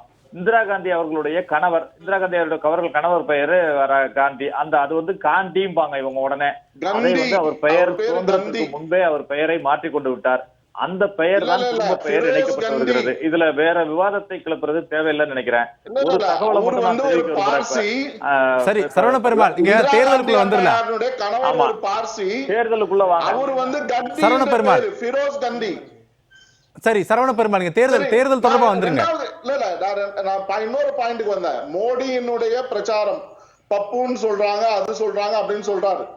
இவரோட பிஹேவியர் என்னன்னு கேட்டீங்கன்னா, ஒரு இடத்துல போய் ஒருத்தர் சொல்றாரு, உருளைக்கிழங்க இந்த மிஷின்ல போட்டு இப்படி விட்டீங்கன்னா அந்த பக்கம் வந்து சிப்ஸா விடுவோம் அப்படின்ற மாதிரி ஒரு ஏதோ ஒரு இதை சொல்றாரு. அந்த மாதிரியான ஒரு கான்செப்ட். அந்த கான்செப்ட் என்னன்றது எனக்கு இப்ப நினைவு இல்லை. இந்த மாதிரியான ஒரு பேச்சையெல்லாம் கேட்கும் போது வந்து பாத்தீங்கன்னா ராகுல் காந்தியை என்ன சொல்லுவார்கள் அப்படின்னா இப்படிதான் சொல்லுவாங்க, பப்புன்னு தான் சொல்லுவாங்க. ஆகையினால இங்கேயும் வந்து தமிழகத்துல ஒரு பப்பு இருக்காரு. அந்த மாதிரிதான் வந்து பாத்தீங்கன்னா பப்புக்கள் எல்லாம் வந்து இன்னைக்கு வந்து முதலமைச்சர், துணை முதலமைச்சர் ஆயிட்டாங்க. அது 2026 தேர்தலில் வந்து தமிழக மக்கள் நீங்க பப்பு தான் அப்படின்னு வந்து ஓட்டளிப்பாங்க. இதே நிலைமைதான் தமிழகத்திலையும் வரும். ஆந்திர பிரதேஷ்ல என்ன நடந்ததோ அதே கூட்டணி ஆட்சியினுடைய நிலைமை இங்க 2026 வரும். அதனால நீங்க வந்து நீங்க சொல்லக்கூடிய தகவல் எல்லாம் தவறான தகவல் எல்லாம் சொல்லாதீங்க. ஆகையினால நான் என்ன சொல்றேன்னா, நீங்க குஜராத் மாடலை பத்தி சொன்னீங்க. நீங்க ஏன் வந்து கடவுள் இல்லை கடவுள் இல்லைன்னு மூச்சுக்கு 300 தடவை கடவுள் கடவுள்னு சொல்றீங்க? அதே மாதிரிதான் குஜராத் மாடல் இல்ல குஜராத் மாடல் இல்லைன்னு சொல்லிட்டு நீங்க திராவிடன் மாடல் ஏன் கொண்டு வரீங்க? வேற ஏதாவது சொல்ல வேண்டியதுதானே? நாங்க கடவுள் மரப்பு மாடல் அப்படின்னு சொல்ல வேண்டியதுதானே நீங்க திராவிட மாடல்ன்றது? அதையே சொல்ல மாட்டேங்கிறீங்க. நீங்க பெரியார் கொள்கையில வந்தவங்க தானே. அதனால உங்களுடைய பொய் பிரச்சாரங்கள், காங்கிரஸ் மத்தியில வைக்கக்கூடிய தோத்தி கப்படா மக்கான், ரோட்டி, உணவு உடுத்த உடை, உண்ண உணவு, பருக நீர், சுவாசிக்க காற்று, அது மட்டும் இல்லாமல் இருக்க இடம் நீங்க பொய் சொல்லி 40 ஆண்டுகளாக அரசியல் பண்ணி இன்னைக்கு வந்து மக்களை வந்து இன்னைக்கு வந்து பாராமதி தொகுதியில பைப் லைனை உடைக்கிறாங்க. மத்திய அரசாங்கம் போட்ட பைப் லைன், மக்களுக்கு கிடைக்கக்கூடிய பைப் லைனை போட்டு உடைச்சிட்டு இவங்க வந்து வாட்டர் மாஃபியா, டேங்கர் லாரியின் மூலியமாக தண்ணீர் சப்ளை செய்யக்கூடிய மாஃபியா. இது வந்து பல லட்சம் கோடி ரூபாயினால tanker mafia.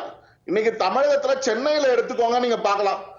Peak hours, school hours, office அவர்ஸ்ல 8 மணிக்கு வந்து ஒரு குழந்தை வந்து நந்தனம் பகுதியில, நுங்கம்பாக்கத்திலே நந்தனம் பகுதியில டேங்கர் லாரியினால ஏற்றி மறிக்கிறார். அப்படி இருக்கக்கூடிய சூழ்நிலையில நீங்க ஏன் டேங்கர் லாரி இது பண்றீங்க? பைப் லைன்ல ஜல் ஜீவனுக்கு விஷன் மூலமாக நம்ம தேர்தலை பத்தி பேசலாம். சரவண பெருமாள் சார், நீங்க ஒவ்வொரு டாபிக்லயுமே நீங்க வேற வேற சம்பந்தப்பட்டதை பேசுறீங்க. இல்ல நான் மறுப்ப சொல்றேன் நானு. அதனால நீங்க சொல்றது பொய் பிரச்சார மாடல். உங்க பொய் பிரச்சார மாடல் இந்த தேர்தலில் தோல்வி அடைந்திருக்கிறது. அதைதான் மகாராஷ்டிரா மக்களும் ஜார்க்கண்ட். சரவண பெருமாள், ஒரே ஒரு கேள்வி மட்டும், நான் ஒரு பிரேக் போகணும், அதுக்கு முன்னாடி ஒரே ஒரு கேள்வி மட்டும். காங்கிரஸ் செய்தது பொய் பிரச்சாரம் என்றால் பாஜகவுடைய பிரச்சாரத்திற்கு பெயர் என்ன?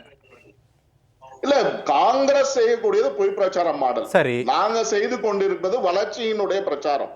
ஜார்க்கண்ட் மக்கள் மாநிலத்துல வளர்ச்சி வேண்டும். ஒரே ஒரு குடும்ப குறுக்கீடு ஜார்க்கண்ட் மாநிலத்துல ஒரு விளம்பரத்தை தேர்தல் ஆணையம் தடை செய்ய சொன்னாங்க.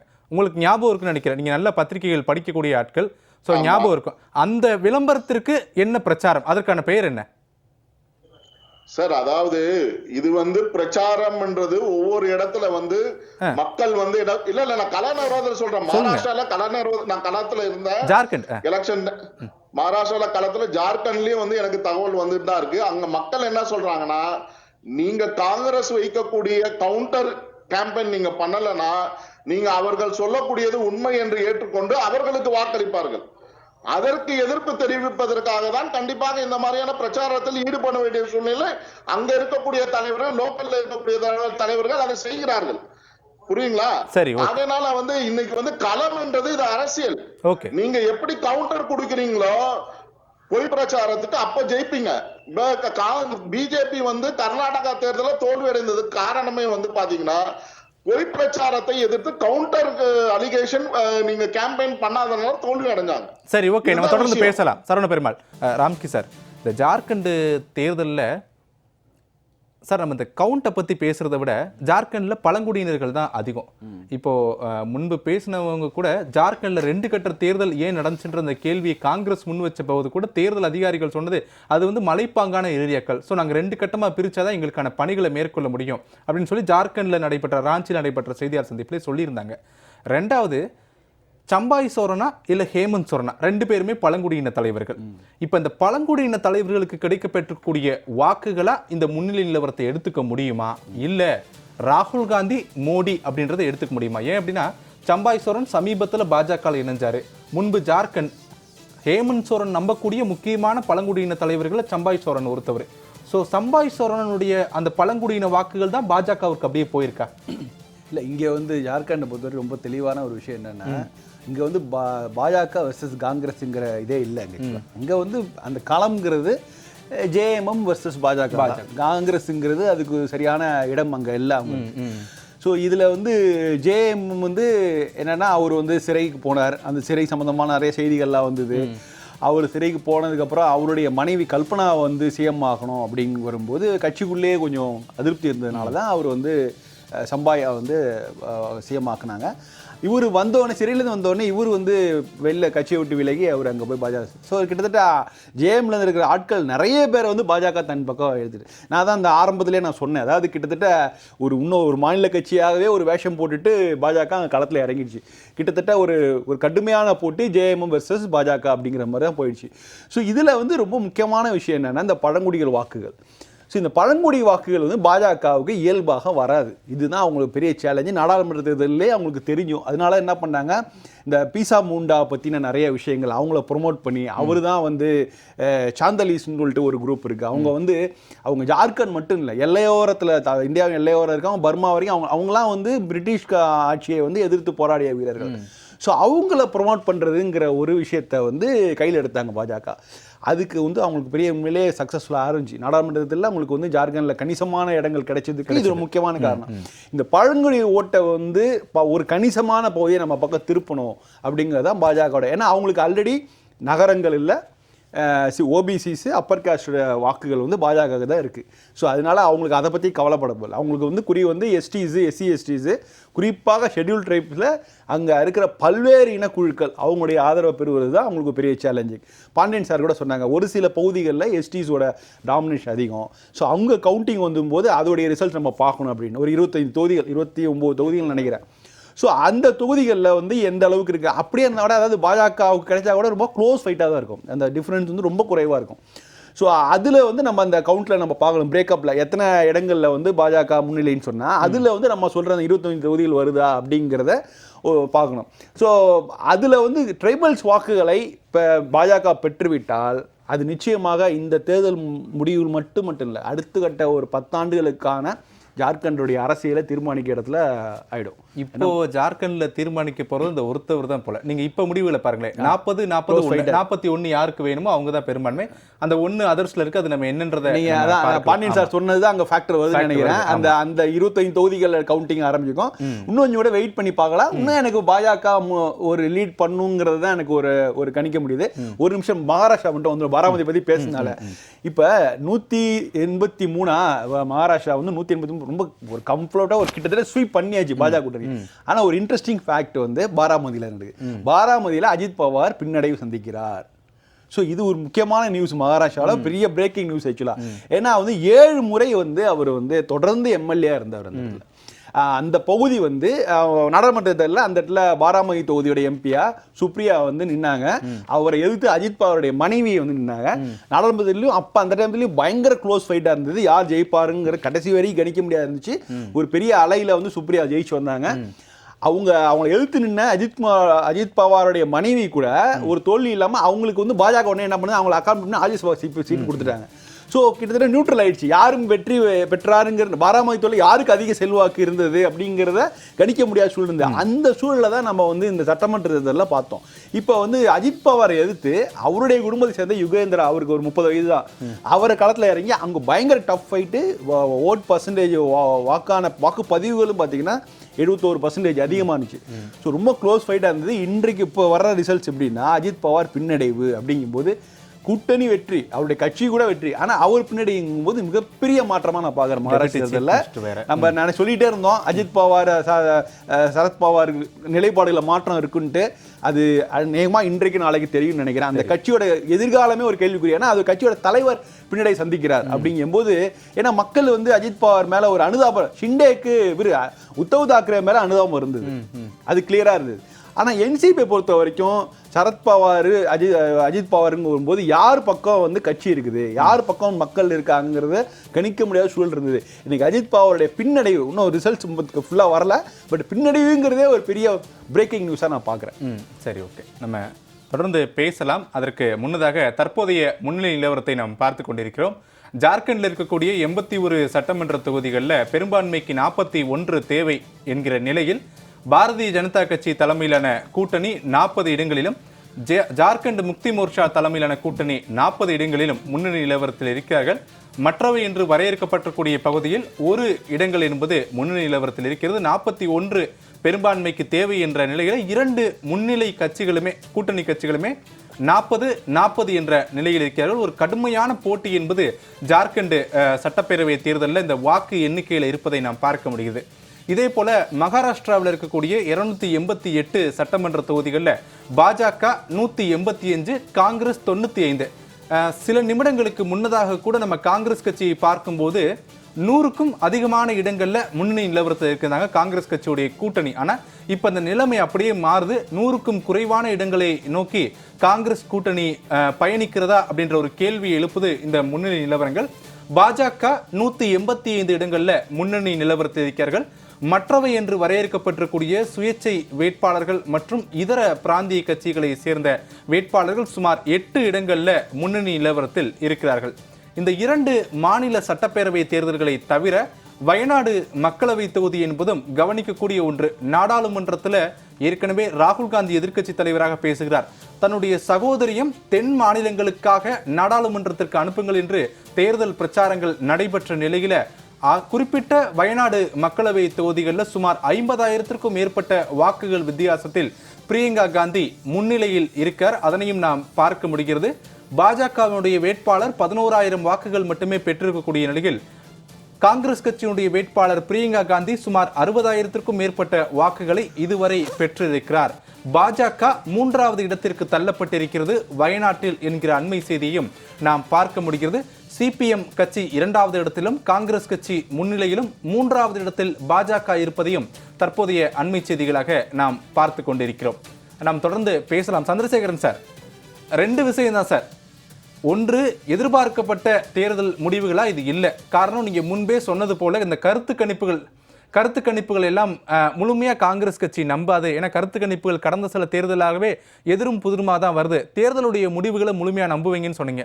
தொடக்கத்தில் ஜார்க்கண்ட் மாநிலத்தில் பாஜக முன்னிலை, கிட்டத்தட்ட ஒரு 10லேருந்து 11 தொகுதிகள் பின்னடைவு இருந்தது காங்கிரஸ் கூட்டணி. ஆனால் இப்போ அப்படியே ட்ரெண்டே மாறிடுச்சு. இப்போ நான் உங்ககிட்ட அந்த கேள்வி கேட்குறப்ப கூட ட்ரெண்டை பாருங்க. பாஜக 39, காங்கிரஸ் தலைமையிலான ஜார்க்கண்ட் முக்தி மோர்ச்சா 41 பெரும்பான்மையை எட்டி இருக்கிறது காங்கிரஸ் கூட்டணி அப்படின்றத பார்க்க முடிகிறது.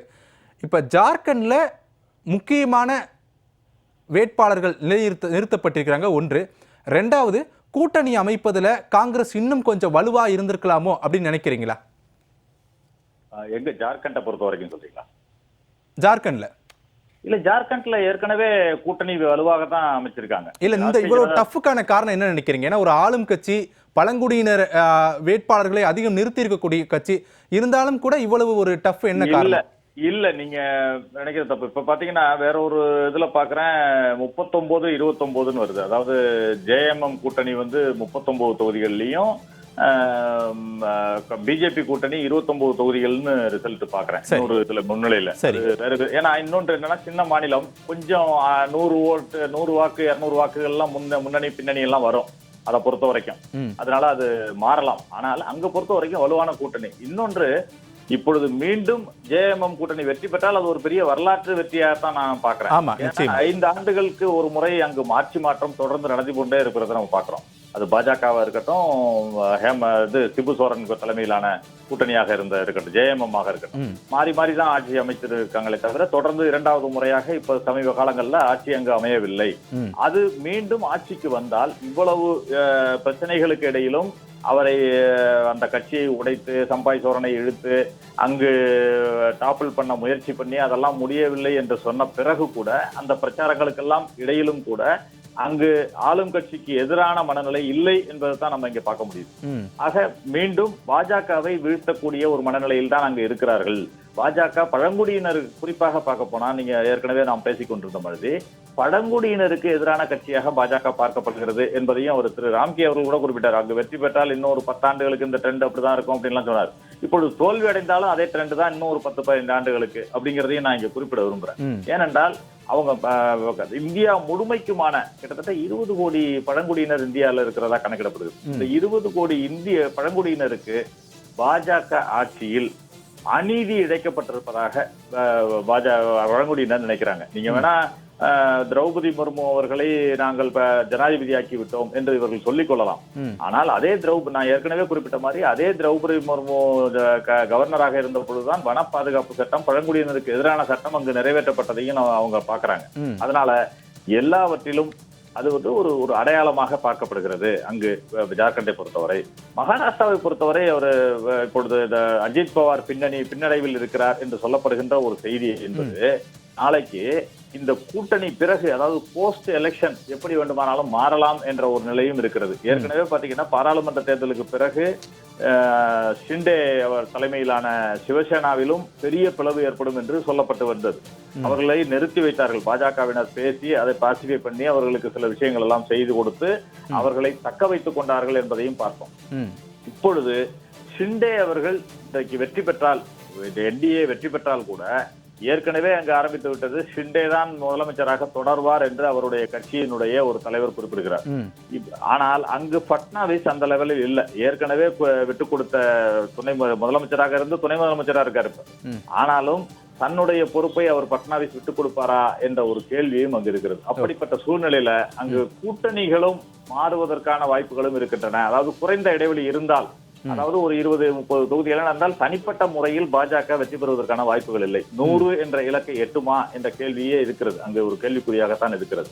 அப்படி இருக்கின்ற சூழ்நிலையில ஒரு 40-50 தொகுதிகள் ஷார்டேஜ் மெஜாரிட்டிக்கு அப்படிங்கிற சூழ்நிலையில அங்கு கூட்டணி மாற்றங்களும் ஏற்படும் என்ற ஒரு வாய்ப்பும் இருக்கிறது. ஏனென்றால் அதிலிருந்து எல்லாம் பிரிந்த கட்சிகள் தான். நீங்க சரத்பவாரிலிருந்து அஜித் பவார், உத்தவ் தாக்கரேயிலிருந்து ஷிண்டேக்கும் உத்தவ் தாக்கரேக்கும் பல மோதல்கள் இருந்தால் கூட ஷிண்டேயை தவிர்த்து மற்றவர்கள் எல்லாம் கூட பிளவுபட்டு இங்கு வருவதற்கான வாய்ப்புகள் இருக்கின்றன.